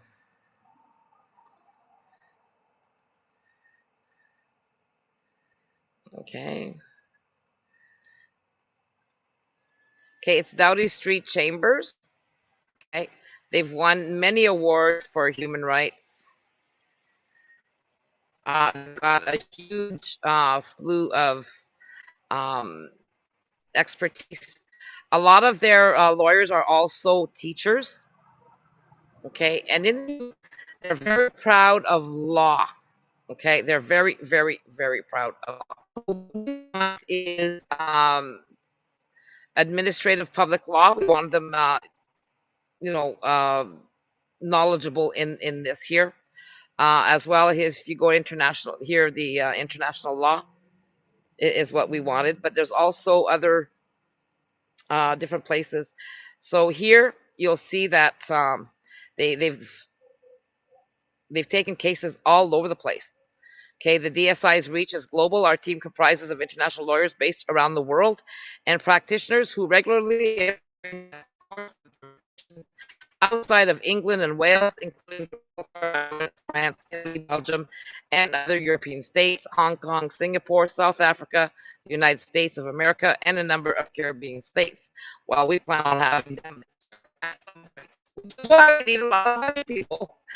They don't need to come here now, but there's a whole bunch of things that we need to be able to have these people assist us with, because they're more knowledgeable, as far as I'm concerned, than any human rights lawyer in Canada, including constitutional law. Okay, so here you have, see, the international human rights law, international media defense, environment and climate justice sanctions. So they have international criminal law, foreign jurisdiction work, public international law. So this is where we want, okay?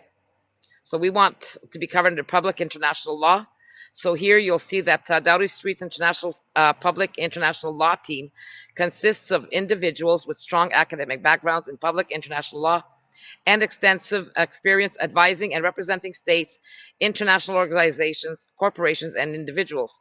We also practice in a number of domestic jurisdictions other than the UK, including the USA, India, and a number of states in Africa and the Caribbean. Doughty Street International offers a wide range of expertise in areas that include land and maritime boundary disputes.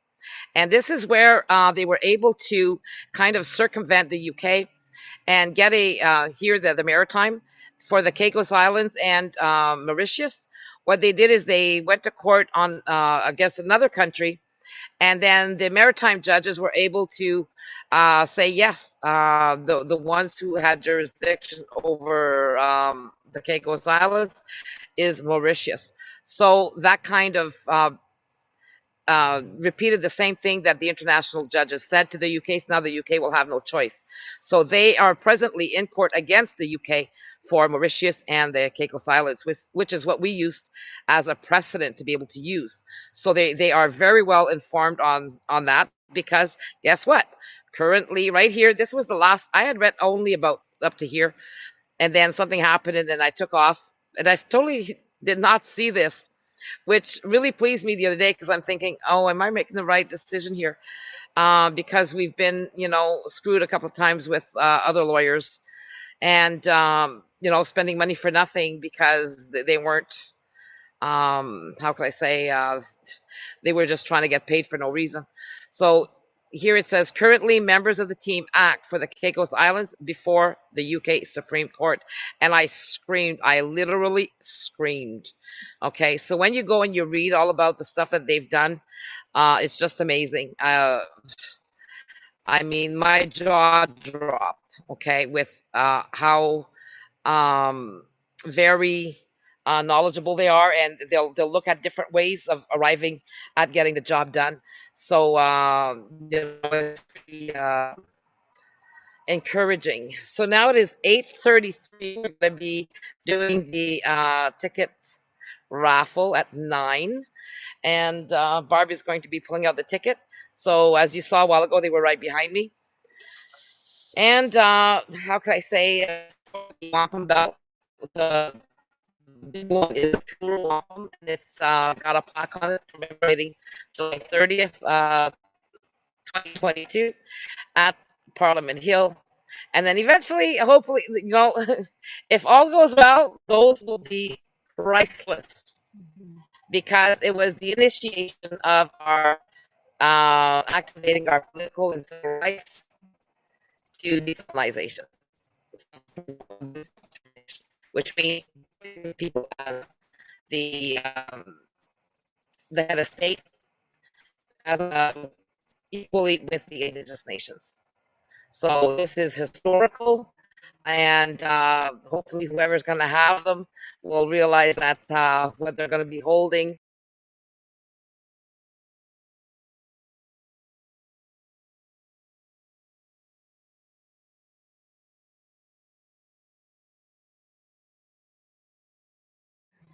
You didn't hear anything? Oh, I was muted too as I was talking. Jeez. No, you actually bumped out completely for a second, Nicole. And now you're frozen. Did you hear me? No, and you're frozen now. Oh, Jesus. Your voice, it kind of went silent, and yeah, so. Yeah, they're really trying to force us to use 5G, and I think that's why all of this is happening.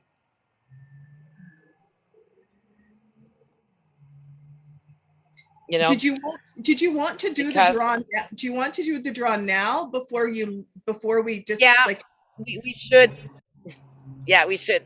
So, anyways, I'm going to. You want to do the stirring? Do the stirring. I can do the stirring. Can do the stirring.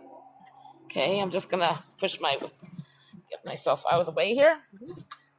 And Barb, well, this is gonna turn the wheel. Okay. You gotta watch because some of the tickets come out.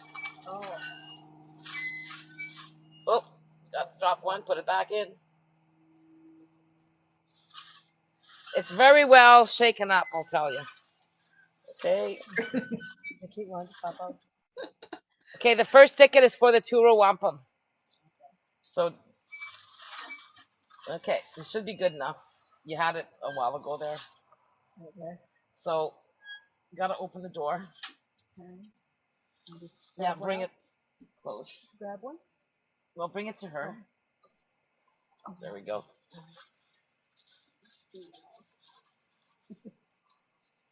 I got it. Okay. For me. Doris Tremblay. Yay! Congratulations, Doris. Yeah. Doris Tremblay. That's for the two-row wampum. Mm-hmm. And there's another ticket. Gotta put that back in. Turn it. Because they all get another chance for two draws.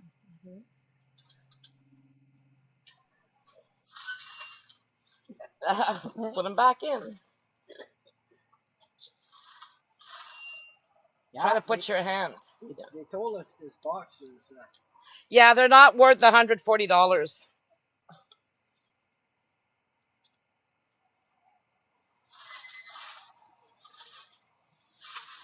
Okay, that should be good.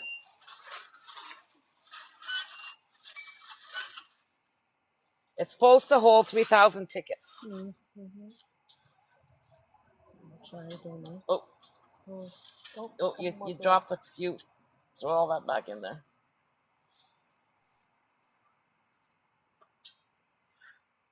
Okay, give it a try. I'll try on this side this time. If it's a number, then I have to run for my sheets. Okay, there you are. 15469. Who is 15469?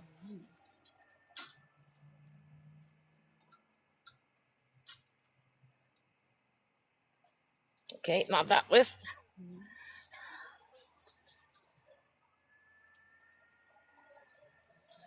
Should be here. 15469.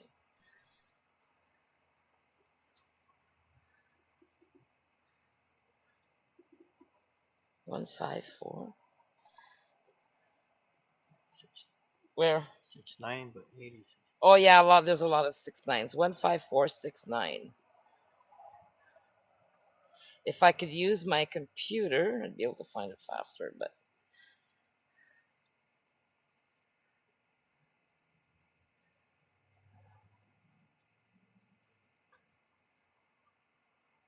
15469. Joanne Bond. Oh, hang on. I'm just gonna make sure.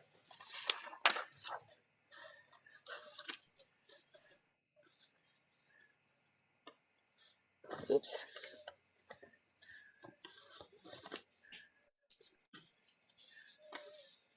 Jesus. The first ticket was for the two-row wampum Yeah. belts, and the second ticket was for the Silver Chain Covenant. Yeah, Joanne Bond. 15469. Joanne Bond. Bingo. Yes, that's for the Joanne Bond. Got the Silver Covenant chain. Yeah. Congratulations, Doris and Joanne. You are getting something Yeah. that we've been drooling over since. Fred, so sorry.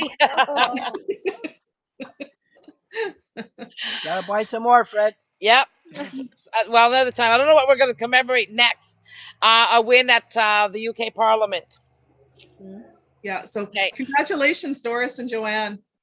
Yes, and there's something too to be said for the two people who really went out of their way, Saskatchewan, and our special lady friend here, and who's in the room with us tonight in Ontario, that really went out to be able to get this done.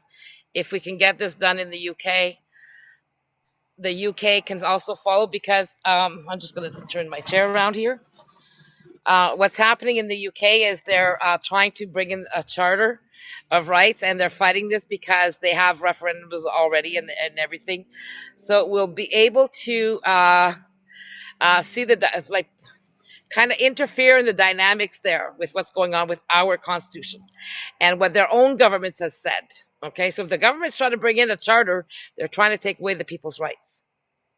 And then with what we're doing, demanding to be the head of state, I don't know how it's going to fare well with them, but hey, they can be the head of state above the queen.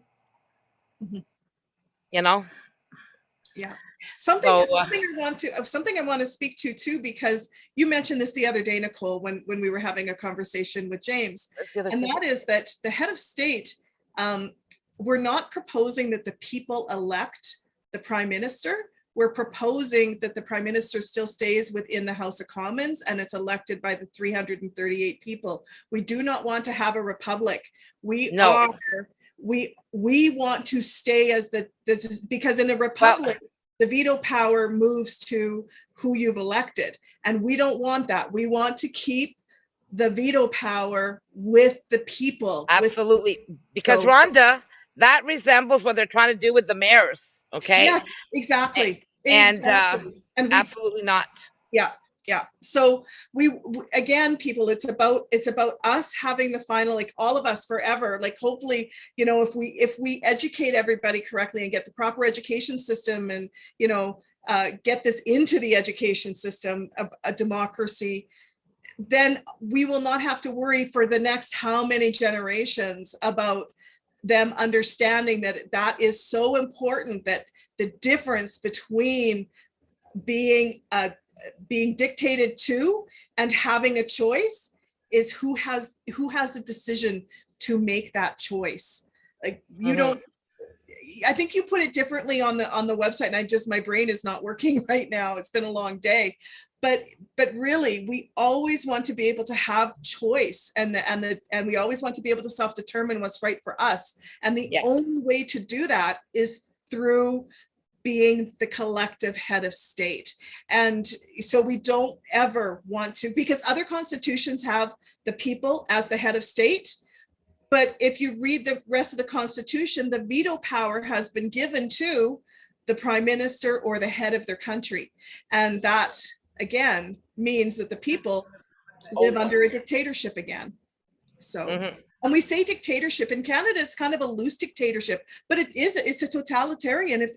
If they want to do something, they do not need our say. And they do not, look at how many rights they've stomped over in the last 2.5 years and continue to do so. Yeah. Doing it, corporations are now doing it, right? We have universities that are stomping on the rights of students and everything else just to try to keep peace with, union negotiations. So it's just crazy what's going on. And again, this gives us more power to stop all of that. Exactly. So the only way, the worst is trying to convince the people, including the lawyers. But by using this firm, I think that's where we stand a better chance. Going in the UK, we stand a better chance because I'm telling you, the lawyers here in Canada, not any fault of their own, but they were taught, they were deliberately misled or taught something that doesn't even exist in the sense that in the UK, they have to really, really make sure that the laws are constitutional and that because all of their laws are constitutional. They Okay. have no constitution in the UK. Yeah. So their Their laws are constitution their is all of the constitution. laws. Yeah. So they have to make sure that they that can survive. So it goes through very rigorous. How can I say? It gets looked at with a fine tooth comb by all the justices and all that. And here in Canada, what they do? Oh, David Lametti on his desk. Okay, sign that away. Oh, yeah, should be all right. From what I can see, because you know, That is exactly what anybody. happens because it used to go to, there used to be a committee inside the Supreme Court that looked at these things, and you don't hear anything about that anymore No, at all. no. So, but anyways, it's really important that people understand that we do have a choice, and that choice is for them to walk through that door. The people hold the key, and the people hold the key to making sure that we have the best legal support we can possibly ever get, because this is a one-shot deal, people. We lose this one, we lose it all. Yeah. It's over. So great job on pulling those tickets, Barb. You've made two people really happy. Yeah. Okay, so now we got to figure out, okay, where do I have to send these things to? Okay, and make sure that they get there in one piece because it's glass. And so anyways, we're going to be looking at Monday morning to see how we can ship these out. And so Joanne and just forgot her name already. Doris. Doris, yes. Yeah. Doris both get their, which I'm wondering, I should have kept that.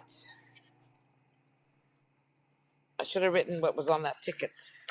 I'm going to pull it out after anyways and find her. Yeah, to see where we have to send it. But neither are very close to my place, from what I can see. I know. So it would have been nice to be able to hand deliver them, you know. But that's a dream away. Hey. Anyways, they'll be leaving, and it's I don't know. It's kind of hard to tell where things are going to go.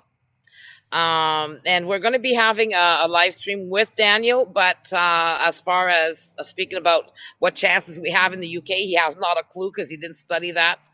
But that's neither here nor there. But he's going to be the liaison, anyways, between us in regards to how we could come back or force the UK to penalize our little politicians in Parliament. You know, in regards to. We need to know a little bit more about parliamentary sovereignty that the UK has over the Canadian parliamentary democracy aspect of things. So hopefully they'll be able to rein them in and give, hopefully even them place an injunction on all decision making. Which would be great. Yeah, because we have the right to sue the UK since 1982. Yeah. For botching the job. They should have come to the people, and but at the same time, people, what would have people done, right? Did they really understand decolonization? They probably didn't. They didn't understand the one referendum to further amend the Constitution. It was when you talk to people today about what that referendum was about, you get 6 different, everybody has a different opinion of it, and none of it is truly what it's about. So and they completely manipulated, propagandized the whole thing. It was pretty bizarre. Trudeau came out of retirement for the first time solely because of elective rights. But it just goes to show you that what do the lawyers think here? They think that, a constitutional convention probably gives the government the right to do what they do so they don't question it. That's how our government has actually operated under the radar for so long, because they, again, remember the power that they have, like the executive power or the veto power, is only in the hands of the Prime Minister, the Queen's Privy Council, and the upper executive cabinet, because of convention, like constitutional conventions. And those cannot be, because they're unwritten, they cannot be determined in law. Like they cannot be, you can't go to court over them. No. And this is where the political power, like this is where the judges will say, oh, we can't judge on this because it's political. It's a political power. They can do whatever they want. It's not a law. Our political power that they're using. Yeah. Okay. So the one who has the political power creates the laws. What the judges have to do is make sure that it is legal in context. Okay. And that's what they're supposed to be doing. But yeah, it's not like a bunch of judges that go and sit down and create laws.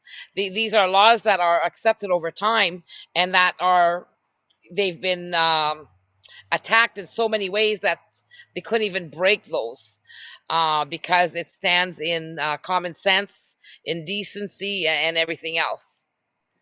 So with all that, once the government starts saying, well, this is from habit, this is how we've always done things, that's habit. Oh, excuse me, that's colonialism, exactly what you're supposed to get us out of. Checkmate. That's colonialism.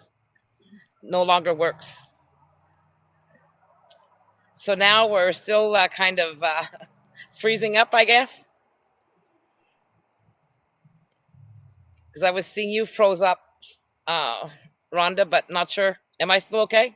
No, you're still good. You're still good. Okay. So you guys heard all that? Not sure if it was all stretchy there. But so when they use, we've done this by habit, or we've always done it this way. No, excuse me. Ding, ding, ding, ding. Not since 1960. And then in 1976, when you signed on to that was the end of that story, baby. Now it's our rights. But if you, by always doing that thing, no, that was colonialism. And by, no stretch of the imagination, they couldn't use that anymore if they were working for the people.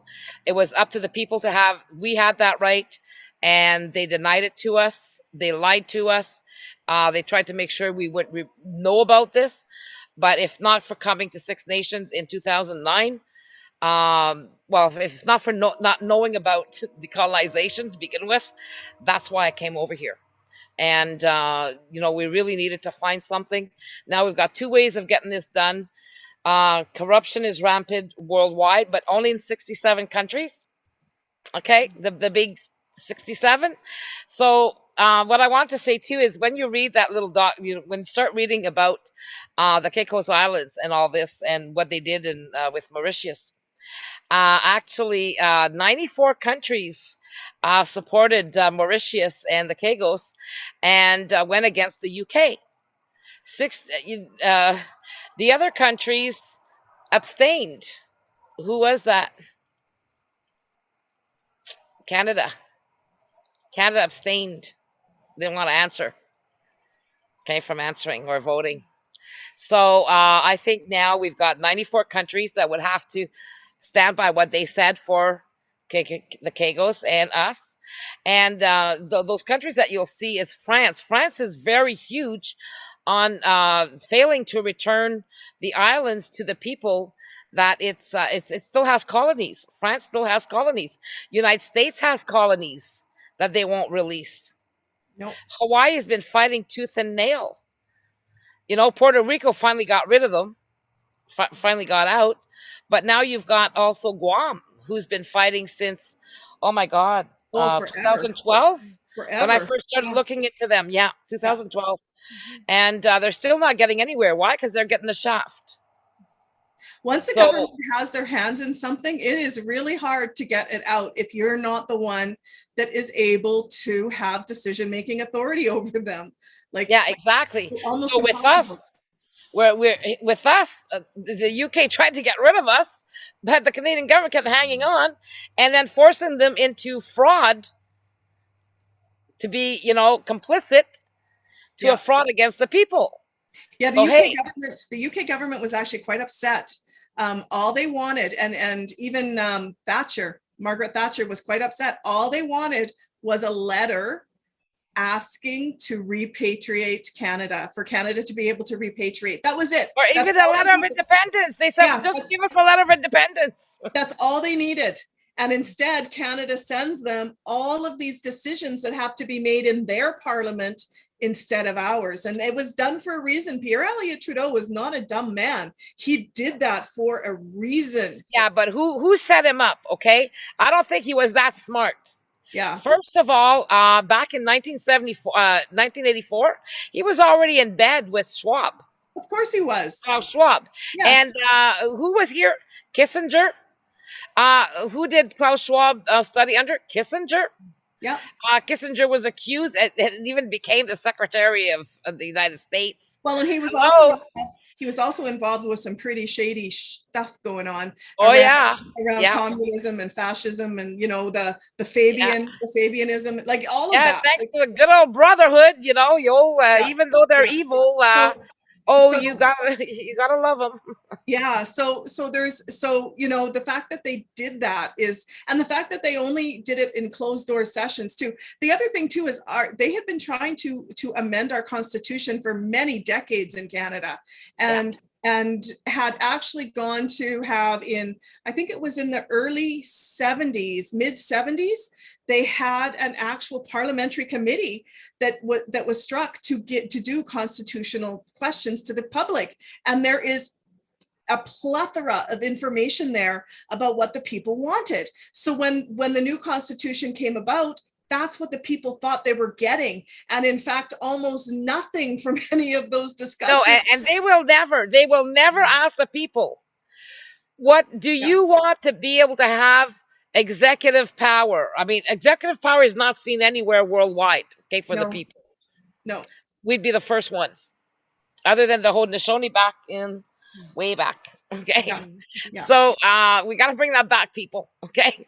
And we're on the territory to get it done. So anyways, it's kind of ironic, that we're trying to get back to this.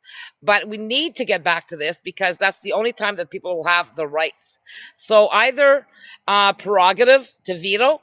I mean, the veto right is very important, to stop them whenever they're doing something we don't like. But it's not about, we got to make sure that they don't proceed with something and then we have to chase them, because that's what we're doing now. We're chasing our Exactly. tails, trying to chase them because it's too late. And No, they appease us on one thing, but then take it away with something else. So exactly. and the other thing too is this stops in its tracks, all of this global stuff that's happening through all of the corporatism, right? Yeah. It stops all of that. Yeah. So So, like I said, we're trying to. This is not much of a fundraising effort tonight, in the sense that, to have all kinds of different people, and but my internet is so shoddy that it's not even funny, as you can see. but we're rolling in on the 2-hour mark here. We're like 2 minutes away from the 2-hour mark. So I Good. think almost done. Almost here. home. Almost home. Yeah. Yeah. But it's important for the people to realize that we don't need just one lawyer. We need many lawyers. We need to have one here. We need to have one over there. And we need them to, most importantly, corporate law, because we are run under administration. And this is where we can go after the many different layers of, what would you call that? The ones that take care of the employees. The board. Oh, the labor boards. No, not the labor board. The Canadian. Oh, for our monies. Why did I go blank there? No. It's the ones that told the employees, all the government employees, that they had to have they were the Treasury Board. Treasury Board. That's it. So the Treasury Board is really the ones doing all of these things, okay, under Trudeau's or whoever is pulling the strings, the World Economic Forum, I Yeah. would say, for the And World that's where Economic Forum. in that case, because the Treasury Board is the one that all the unions have their agreements with. So Yeah. that's why the Treasury Board did all of that. Yeah. Yeah, so that is illegal. Okay, and what they're basing all of these things on is international law under the International Labor Organization, okay, ILO. But the thing is the ILO cannot supersede either the rights of employees. Even if you sign a contract saying you're going to give them your blood, and all of a sudden you find out that, hey, they're trying to take more of your blood than you're willing to give, well, now they've overstepped, and they went against your, first of all, they went against your human rights, to give them Um, blood all the time. An employer cannot take away your human rights, any rights in law. They cannot give you less than is in the labor standards of your province or the federal or federally. Yeah. And nor can they discriminate against the people using their services. That's right. And that's my issue. Okay. Yeah. I mean, no public health is going to tell me, like, if I have to go to imaging, and this is a private corporation, okay, we have them all over, for, when you have to go for imaging, and they'll say, well, those are our policies. Well, you know what you can do with your policies, right? So this is what Canadian citizens are going to have to do, is look at all these policies that they're forcing onto people, and really be careful whose hand you bite. Okay, because they don't make money if we don't go to them. They don't make money if we decide they need to be closed down.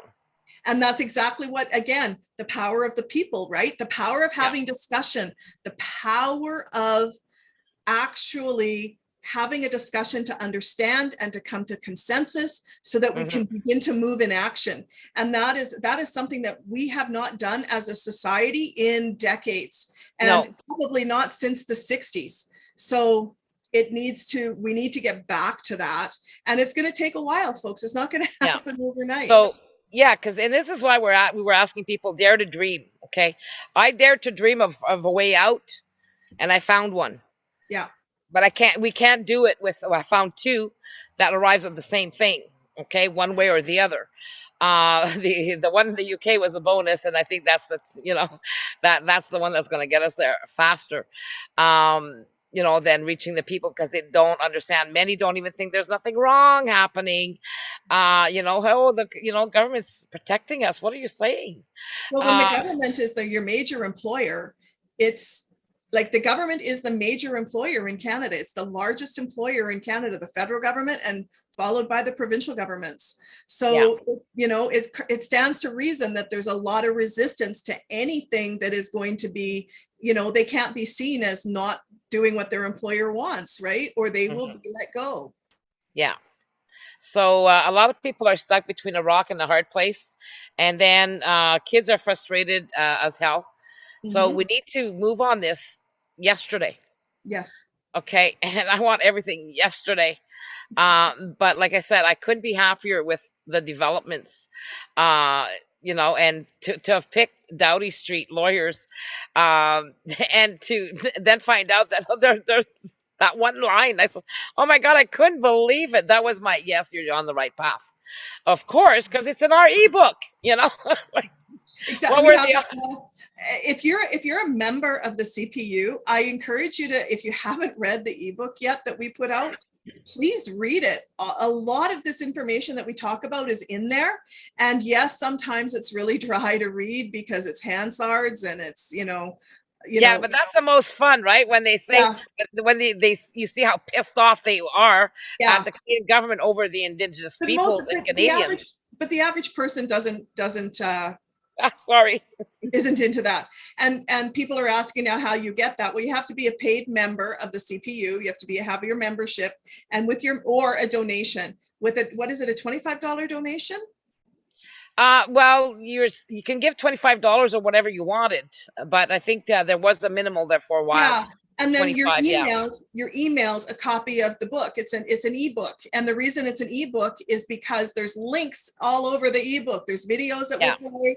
There's links that take you to other resources. It's a really good, and interactive ebooks. You can't have them printed as books. No. Okay, and even just to print this one, okay, in 8 by 11 sheets, plain 8 by 11 sheets, it cost me $68. Yeah. Okay, to have it printed, but it's because it's got big pictures in there, and the pictures serve to make sure that the people never forget what we're going through now, and how the elders are being abused, used as guinea pigs. Some died with their families not even knowing about it till 3 days later. Couldn't even go to the funerals. They had already been incinerated.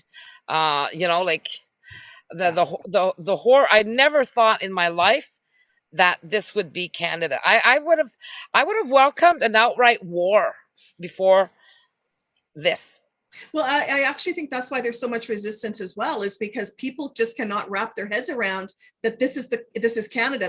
This could never happen in Canada, so therefore this isn't happening in Canada, and therefore this is all conspiracy, or this is all fake, or Yeah, a misinformation. war. You know what's going on, right? And you fight, Yeah. run or fight. Okay. Yeah. But this here, it's so confusing, and it's like the ghost, right? The ghost disease, and it's gonna Yeah. kill you, even if you're triple vaccinated, and you know. I'm just going to read something here that Richard and Jen have been posting, because I just like the way they've worded this. To promote the power shift and get exposure, the marketing team is looking for volunteers who would want to give 1 to 2 hours a week. Must have leadership, be willing to organize and work with others in your area. Please contact Richard at RICHARD at thepowershift.ca. So it's an email address. Richard, would Richard, powershift.ca. yeah, Just wait would Richard, okay, and let us know where you are from. We need people from all over the country. Let's power shift together. And that's exactly what we've been saying since the Labor Day weekend, is to get out in your community. We want to have resources for people. We want to be able to have a network that we can help each other, so that you don't feel stranded and that you're all alone trying to build this in your community. Let's all work together. So please get your emails into Richard. I'm in Saskatchewan, so but contact Richard so that you're part of the database, and then yeah, Richard will tell you to contact me, and then we'll get to work. So please, yeah. yeah. So, in regards to Richard and Jen, are they available to come and chat so that we can introduce them? Richard and Jen, do you want to put your hand up if you want to come into this, and then I'll bring you in? Yeah, because it'd be nice if we can show who they are, and they've been doing some fantastic work for us. And it was too bad we couldn't use that little video. Oh, they're in their no, they're not. Okay. They're not able to. They're not able to. They're kind of Okay. multitasking. They're multitasking right now. So Yeah, and yeah, they were really rushing it too to get us that PDF, or the video of it, and oh gosh, it's too bad, because I kept hearing this clicking on there. I don't know if it's me, but it just kept clicking. So, and we were losing her voice, and some of the information. So, but it'll be up here within the next couple of days, I'm sure. They're great at getting things out there, and their power shift parties. Wow, and that's all I can say. Wow. And we'll also have the PDF for people to share, to read and share. So yeah, if you're like me and you like to have something that you can read, that's exactly why they've done that. And it's awesome. They did such a fantastic job. Yeah, exactly. The crash course. Yeah. yeah. Okay. So this is just something that I printed up, and be able to try to hopefully pass around to the traditional chiefs, Mm-hmm. and to see who's going to be picking up on this. But it's kind of ironic that, yes, everything happens for a reason. To be here this long on Six Nations, and to have learned about the Great Law, to have learned about all of this stuff, and knowing, and then finding out, oh gosh, okay, what do we do with this? How do we fix this? And to be able to sit on this land here that Barb provided for us, and the medicine wheel that we're in, that could be also my too much energy. The problem here, but with the internet, but it's been kind of serene where we are. You know, in the summer it's just beautiful, and you can really do a lot of thinking. But I remember the first time starting to read these books on the historical books. The S and the F's were the same, okay, and trying to read this English was like, oh my God, shoot me now. Like, what does this sentence mean? And then you'd have to kind of reword the words. And then half the time I'd fall asleep in the chair trying to read through this stuff. And then things started to get very interesting when we started getting into the natural resources and what Canada was doing and what, you know, I mean, good Lord, the monies from Six Nations territory, the Six Nations that they had gotten was actually very interesting because a lot of it went to all right across Canada for the funding of how can I say doctors, teachers, nurses, and priests across Canada, and they use their funds for that. And you know, did it ever come back? I don't think so. But anyways, a lot of the stuff was really uncovering. And then you can see, you know, like 4%. Hello, they should be getting a lot more than that for all the natural resources between all the nations. You know, um, so yeah, a lot of shisty things happened. But hey, under our political and civil rights, for self-determination, we're allowed to take back all of the lands within Canada. There's nothing that the other countries can do about it. It comes back to the people, and then we'll decide what to do with that. And whoever has the use of it, then that can be renegotiated at some point or not. Okay, and then the other countries are not supposed to retaliate if we take back our property. Mhm. You know. So what's so funny? What's John saying? It's all good. No, I'm just, yeah, I'm good. Curious. So yeah, you know, we can make all of these things work for us. We can print all the money we want. You know, for our infrastructure and all this, people should not be paying taxes on that. We should not be sending millions of dollars everywhere for things that are preventing other people in other countries from their natural resources. We are stealing their well, the government is stealing their natural resources for their corporate buddies. Exactly. And this is where we need to The really whole clean this up. corporatism. Yeah. Partyocracy and corporatism are hand in hand, like they're tied together Yeah. at the and lobbying, corporate law, like that's where all the lobbying Yeah, comes lobbying, in. yeah, That's no all more. corporatism. Yeah. Yeah, no more lobbying. And No. lobbying is actually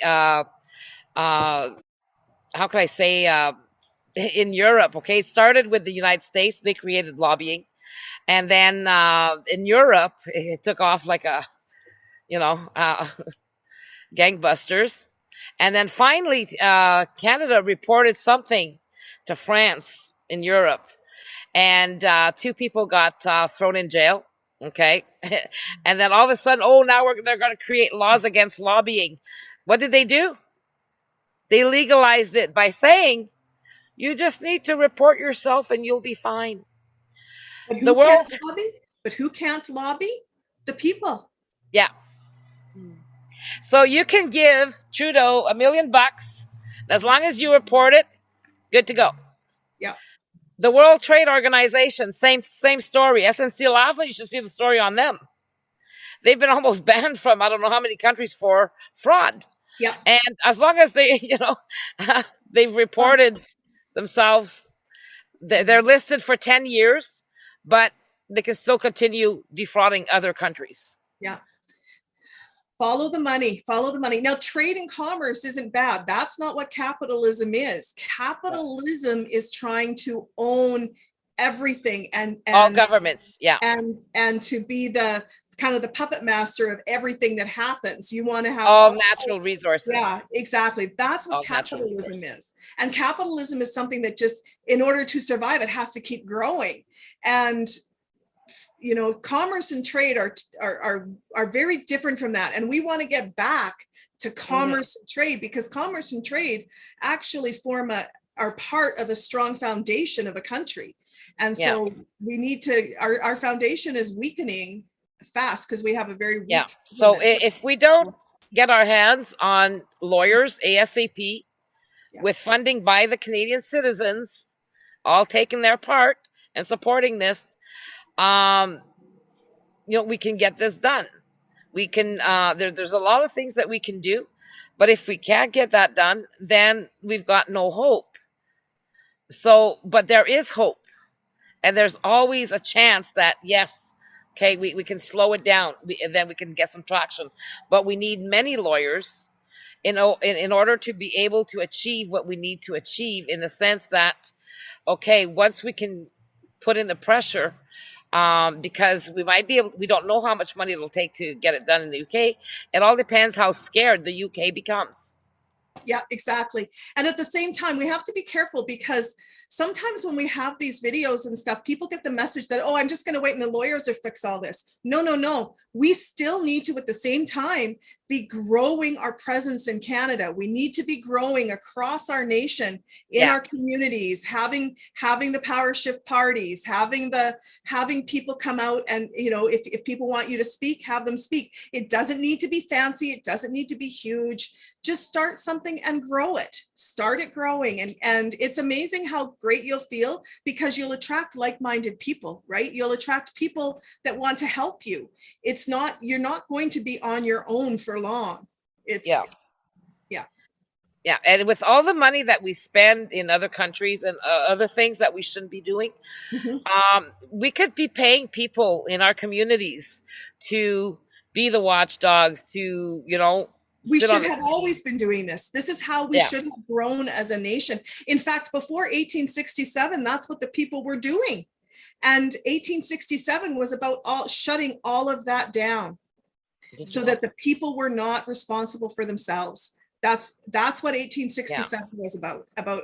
So, when you go back in history, if you don't understand history, it's bound to repeat, right? So, so that's why we need to have a really good, educate our children, be really informed and involved. And you don't have to make this your full-time job or part-time job, for heaven's sakes. But in order to have a strong foundation in our country of democracy and different types of democracy, and also in order for that, our rights to never be usurped or taken away, or corruption, to weed out corruption fast, we need informed and involved citizens. And we need probably, I would say, at least 25% of Canada operating that way. And there's always going to be a certain percentage that won't engage no matter what. They just don't want to have anything to do with it. And that's fine. As long as enough in society are informed and involved, they will bring the people that want to be involved with them. And if we got up to as high as 40%, then that would be amazing and wonderful. So considering that we only get less than 60% of people vote now, and that's one action every 4 years, or however, one afternoon out of your life. Yeah. And if people, I think the hardest part is to explain this to people. Okay. But again, it all just boils down to who do you think is best to decide for you, your family, and your country? You are a politician. And you want to be able to hold the politicians accountable. Do you want to be able to hold our government accountable and remove the corruption as soon as it rears its ugly head? That's the... So we have no choice. Like, like most of the lawyers will say, oh, this isn't going to work. Well, excuse me. Okay. I really wish they stopped talking out through their hats, because they haven't a clue if it's going to work or not. Why? Because they don't have the information. Why? Because they didn't study it.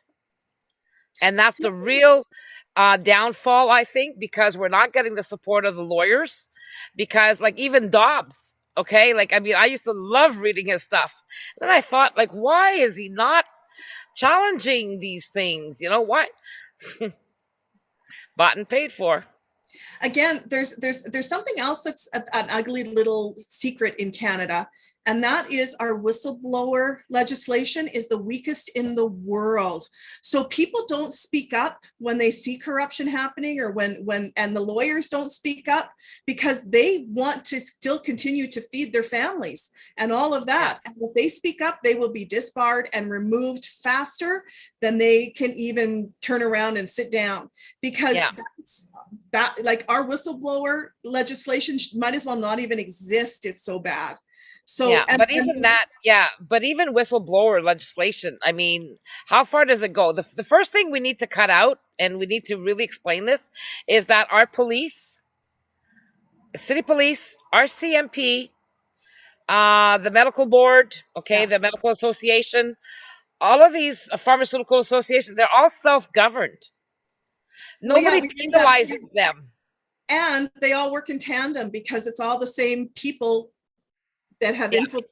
Again, corruption at every level. And it's up to us, the people, to stop that corruption, because no politician is going to be able to, no one elected is going to be able to stop it. They need more power than that. And the most power in the country is with the people. Yeah. And I call them cowards because they can't even, stand up for the truth right now. And to me, somebody who is doing this to the medical association, the doctors, and kicking them out and practically calling them insane, they need to be locked up. They're the ones who are insane. And the thing is these guys are self-regulated, and they have the right over the medical doctors and everything. Who gives them that right? Most of them are in those positions, don't even have a medical degree or whatnot. Some, probably doesn't even know half, just like a lawyer who just does a little bit of this and that, traffic tickets. So they don't know everything, and they can't be in those positions if they don't know enough. And something else about the legal profession is, one thing that they're taught is to manage your client's expectations. And so they don't overpromise anything. They don't, they're very if you're even a client, if you have if you've ever had to use a lawyer for anything, you'll know that they never promise that they can do something. Yeah. If you have a lawyer promising that they can do something, you should be questioning that, because not everything is in their hands. There's a lot of variables that come into play sometimes. Judges, opinions, precedent, all of that. And if you don't have the last say, you got to be able to argue and argue and argue and argue till you win. Okay. And that's by having the last say. Yeah. Because then they can't come back. Yeah. And our justice system is set up, or a court system, not justice system. Our legal and court system is set up that you can only go back and forth so many times. That's it. And then you have to say your piece, and that's it. There can be no constant back and forth. It's not like TV at all. No, but what I'm saying, you got to have the last word, where they can't come back with anything. Like, you're going in there with facts. Yes. And the law. That's what you mean. You just keep repeating it, even though they keep throwing stuff at. No, this is it. This is it. And this is why I keep going. No, we are bound by English law. All of these laws are embedded into our Constitution, automatically, whether the Canadian government made a law for it or not. It's embedded in there, and the government's been told this a million times. They've been told this by the UN. They've been told this by the UN, the international courts. They've been told this several times. For the indigenous women to be given back all of their rights, they were told this many, many times. And that only took place in 2019. For heaven's sake. Every 5 years, they've been told this every 5 years since the 1960s. Yes, they have been. Yeah. Okay. Jesus. But because they have to give a report, right? And the report sounds so good, oh my God, give those people a medal, and I go, yeah, right. So we're really careful too. I just want to address something, because some stuff is coming up. We're really careful too to make sure that what we put out there is not misinformation. It's always based on fact. We always love discussing stuff. When I went on that thing about sovereign citizen, common law, all of that stuff, it doesn't annoy me to get that question, I just feel that it needs to be addressed, because the reason we're getting that question is because yet somebody else is not aware that we're not part of that and that we don't have anything to do with that. So I would rather just be a broken record about it so that people begin to understand that that is a whole other entity, a whole other kettle of fish that we don't have any part of and don't want any part of. No. So So we got to stick to the facts. We got to stick to the root cause. And the only way that we can legally change the system and change our governance is to take our power out of their hands legally. And that's by finally having a say, because they never offered it to us, but by legal rights, it is ours. Just like the Caicos Islands belongs to Mauritius and the people can come back home. We have the right to take our power. exactly. All of our rights, we have all of our rights. They're there. We just need to stand up together. The people need to stand up. Together. We can't do this. Yeah. We can't do this in tiny little pockets. It needs to be everybody in unison, standing up together, and then it all comes crumbling down. Like all of their corruption, it ends. That's so, yeah. Okay, we weren't watching there, but Liz has her hand up. Liz, you can unmute yourself and speak if you'd like.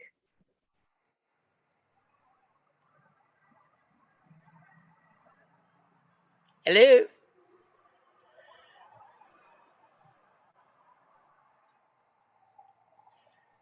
Oh, maybe she put her hand up by accident.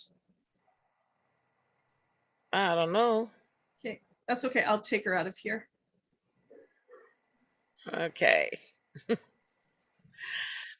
But anyways, it's really interesting to see the dynamics of everything, and you know how things could. In my mind, we've already won. But Just creating this awareness across Canada means that Yeah. people are waking up to what's going on and how to really fix it. So just like Von Lyon, the who wrote The Power Shift from the elite politicians to the informed citizens, he tried to get what he tried to do this for many decades inside of Parliament, because he was a political professor. He was so he tried to get politicians to do part of this. And again, it just shows his effort, shows he would get a few people every election that were on board, and they tried to bring in bills and stuff like that, and they were just never approved. So again, the system will never change itself by itself. It needs an external force to do that. And that's what we are. That's what the people of Canada are. The citizens and Indigenous people are that external pressure that's coming in. And we should also have always been in our Constitution. We are the people of Canada. We are for who that Constitution is for. So really, we should be a part of it. And this is all of that. So I didn't want to cut you off there, but Barb's got to go. Okay, yeah, and it's already 7:30 here, my time. So yeah, Well, 9:30 here, and George is by himself there, so she's got to go home. Just to make sure to take care of her hubby, and you know he likes to walk when he's not supposed to. So you got to love the fact that you know people really try to make themselves better, but sometimes it's not always good to overdo it. And you need some rest because you've been overdoing it. Yeah.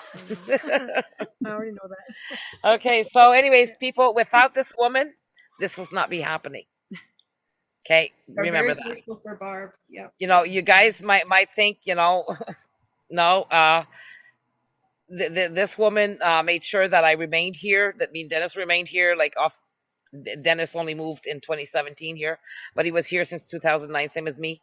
And you know, how can I say, we don't see her very often, but we used to see each other every day, you know, for a while. And look at this. But anyways, without her, this would not be happening. Without the Great Law, this would not be happening. Without the Truro Wampum Treaty, we have everything in our power, like in our hands. Now we just need the power of the people. It's all we're missing, and with the financial ability to be able to go in and go swoop, Yeah. and we might not need that much, but in the end, right now we need much because we need to be able to put our ducks in a row, and we're at war, so we need some financing to be able to finalize it, and it's a spiritual, not spiritual war, but a intellectual war. It's a game of chess, and very much. In a way, it's a spiritual war too, Yeah, because yeah, it is a spiritual war, but living in fear constantly is not a way to live. no. And the thing is that they've been doing this a long time. They are using our money against us. It's time that our money starts fighting for us. Exactly. Okay. So if you want to donate, if you can donate, you can find all of our information on our website. There's a donation tab at the top of the website, and the website is thepowershift.ca, right there. Yeah. Thepowershift.ca. Okay, so thanks, Delilah. Dalia or whatever. Lila. Okay, Delilah. Sorry, I don't have my glasses on, and I was sitting a little bit too far. But hopefully next week I'll be able to see a lot better. Oh, yeah. Okay, and this is it's 7:30, so perfect time to end this. So thank you very much, everybody, for coming on board with us tonight. We're supposed to stay on till 10, but I think the internet here is it's not so bad now. So is everybody okay? Did you? Oh, Liz, again, Marianne has questions. Yeah, we can have another video another day. 2.5 hours is a long time for a video. So, and we've addressed several of their questions already in the chat. Like, as I've been talking, I've addressed the questions that they've brought up in the chat. So please, if you have more questions, email us and we can do a video on them, please. And you can send the email to contact@thepowershift.ca, or you can send it to myself, Rhonda, at thepowershift.ca. Oh, and I think they're saying goodbye to Barb, and then Nicole will be back.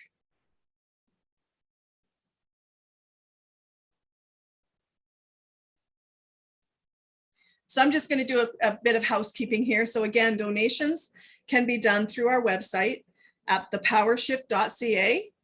Our website also has a membership tab that you can click on, and you can pay for your membership. I think Nicole has it set up now that you can pay for it a few different ways. It's not just PayPal anymore. And likewise, donations are not just PayPal. You can donate several different ways. And then we have our forum section that you can read and get information. We have a blog section. We have lots of videos on the website, and we have our YouTube channel. So when you play the videos on the website, you'll actually be taken to our YouTube channel. So then you'll have that as well. So. Okay, we have Marianne. One more question, Marianne. Hi, I just wanted to ask you something because I signed that stupid thing. I am very vulnerable right now. Okay. I'm Which 70. Stupid thing did you sign? All that with the Kevin and that. Yeah, it's not legal. You don't need to worry about it. Don't worry about it. Don't lose any God. sleep over it, okay? Are you kidding? Like, fuck. I'm sorry. It's not legal. What he's doing isn't legal. It's not a legal document that you signed. You can rip it up, you know. Yeah. Okay. It's just that I'm so desperate to be saved. I don't know. I know. And many people are. That's what those groups are preying on, right? And that's the sad thing, is that they're preying on that desperation. And unfortunately, the way to fix this isn't by shortcuts. Like, there's just no shortcuts that you can do in this. You have to do you have to do it with facts. And I don't know. These years have been hard on me, especially I'm looking at myself thinking, okay, I'm 70 years old now. What the hell? Why does this have to happen now? Son of a God blessed. Yeah. You know, because, and I'm a Christian and I'm talking like this. I'm going to wash my mouth out with soap when I'm done. I'm sure the people in the 30s, when they crashed the markets in the 30s, I'm sure they were asking themselves the same thing. But this is, again, history, right? History keeps repeating because we don't pay attention. We're not in school. You get a little snippet of history, but it's not enough to teach you what to watch out for. So I quit school at 13, booted the nun in the leg. You wouldn't have learned anything about this anyway in school. No, they knew they must have known I was Métis because they just beat me anyway most of the time.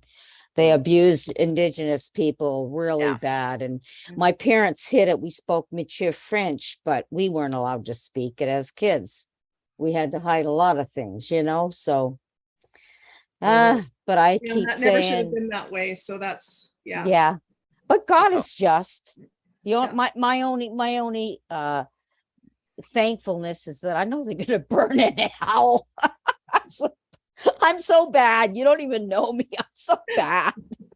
Well, like we tend to get aggressive, and I'll tell you, Yeah. almost every day for me, it's like, okay, I'm ready to quit. And every day I go, no, there's too many people that deserve, I that are know. fighting, and we can't let them down. We can't let them down. I'm And fighting we for have my agreements. kids more than anything else. And I have 13 grandchildren, and God knows, and I have 2 great grandchildren. So,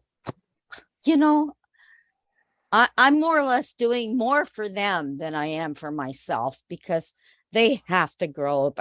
I had a good childhood with most of it, playing in mud and running through the fields and stuff like that. What have they got today? Yeah, it's every person's desire for their children to have a better life than they had.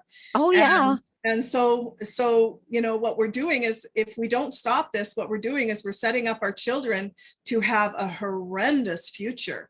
There will definitely be there will be a lot of very few haves and a hell of a lot of have-nots. Yeah, and that's unfortunate, and it shouldn't be like that in a country as rich as Canada. It should not. No, we should all help each other. Yeah. To work our passion, okay? And when people love what they're doing, they're happy. Yeah. And like it's for the same with me. I have something that's up my sleeve, and I can't wait to get back to the day that I'm in there, hopefully eventually. And I swear to God, I would never leave the office. I wish I had that. I'm retired. My days are over. I was a nurse, and boy, it's a hard job, I'll tell you. But today I take care of 4 dogs, so I guess it's kind of the same thing. Yeah, you just switched it over from people to animals. Mm-hmm. Okay, so anyways, thank you, everybody. Thank you very much. Thank you. Now I won't lose sleep. Bye. Bye.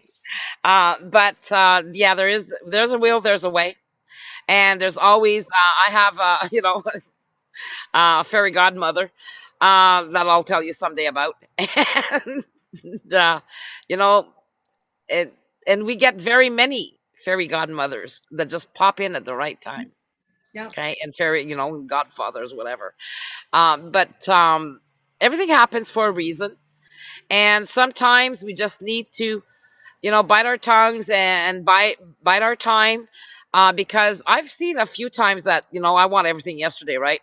And then all of a sudden I'd say, why is it not happening? Why is this not happening? And then, whoops, look at this, what just fell out of the sky. And I go, oh my God. That's happened to us several times too. And it's for whatever reason, you're being protected, and that's all you need to do. Yeah. Even if it's holding us back, it's kind of a protection for us to make sure that we have all our ducks in a row and all the information we need, and to keep looking, because while we're waiting, we keep looking, and we get stronger and stronger in our debates, and stronger for our the court cases, and we can discuss. Information we're finding is stuff. Every week we're finding tons of information that we never thought we'd find this much information. Yeah. So as long as we say, we're covered, right? Because we are a political and civil rights union for the Canadian citizens. So as long as we're saying, that, hey, we're practicing our political and civil rights, we have the right to discuss law. We have the right to discuss that with the people and to plan. We're not giving legal advice. Anybody can discuss law. You just can't give legal advice. That's all. No. And then we can say, hey, this is how we're going to do it. We can give legal advice within each other in the sense that for our purpose, not for something else. you know? Yeah. Like we couldn't tell somebody how to No. handle themselves in court and all that. That's legal advice, and Yeah. that's not something we can No. do. So yeah. But we can say always, never mind your Charter of Rights and Freedoms. Okay, human rights is one thing, Yeah. but your political and civil rights is your power. And even in there, we have protected opinions, and we Exactly. have protected political rights.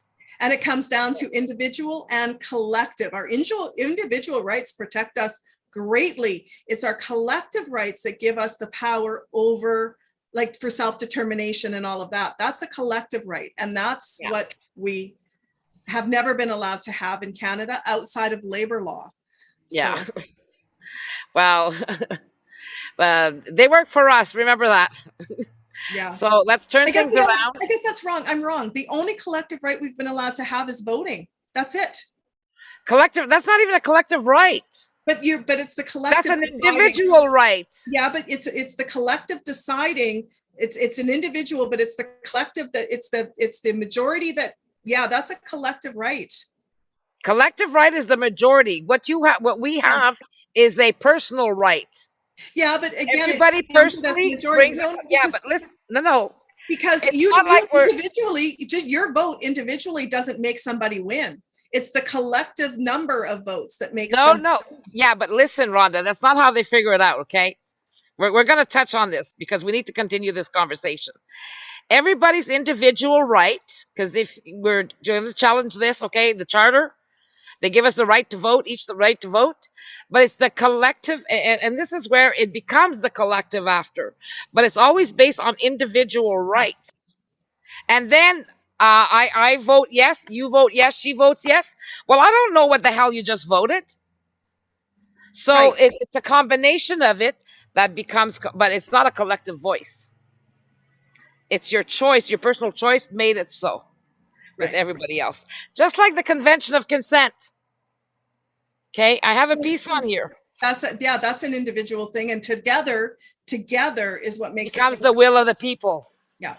So yeah, but they don't give us a collective right. They've removed that from us and only gave us individual rights. Right, but what I'm saying is we do have collective rights, and again, they're only used. Only at the international level that Yeah. they've refused to give us. Yeah. They've refused to give us. They've and even voting is a thing that they've, yeah. I don't even want to get into that. That's a whole another 3 hour conversation. So anyways, give John a big, huge hug and kiss for me. I will. Even if he doesn't like the kiss, who cares? It's your battle. He's missing everybody. So yeah. Yeah. I mean, he was great over there. So thank you everyone for watching and listening. And God, I hate having to ask for donations, but we have no choice. We want to save our country. So if anybody out there, you want that job, we'll give it to you. I'd rather read law all day. Okay. Yeah, I'm the same way. So, okay. Good night, everybody. Thank you. Good night. And thank you, everybody who's put up with us, who endures us, and still wants to listen to us. And hopefully we can make you crack a smile once in a while. Thank you. Thank you for coming along with us on this journey. Bye. Yeah. Bye-bye.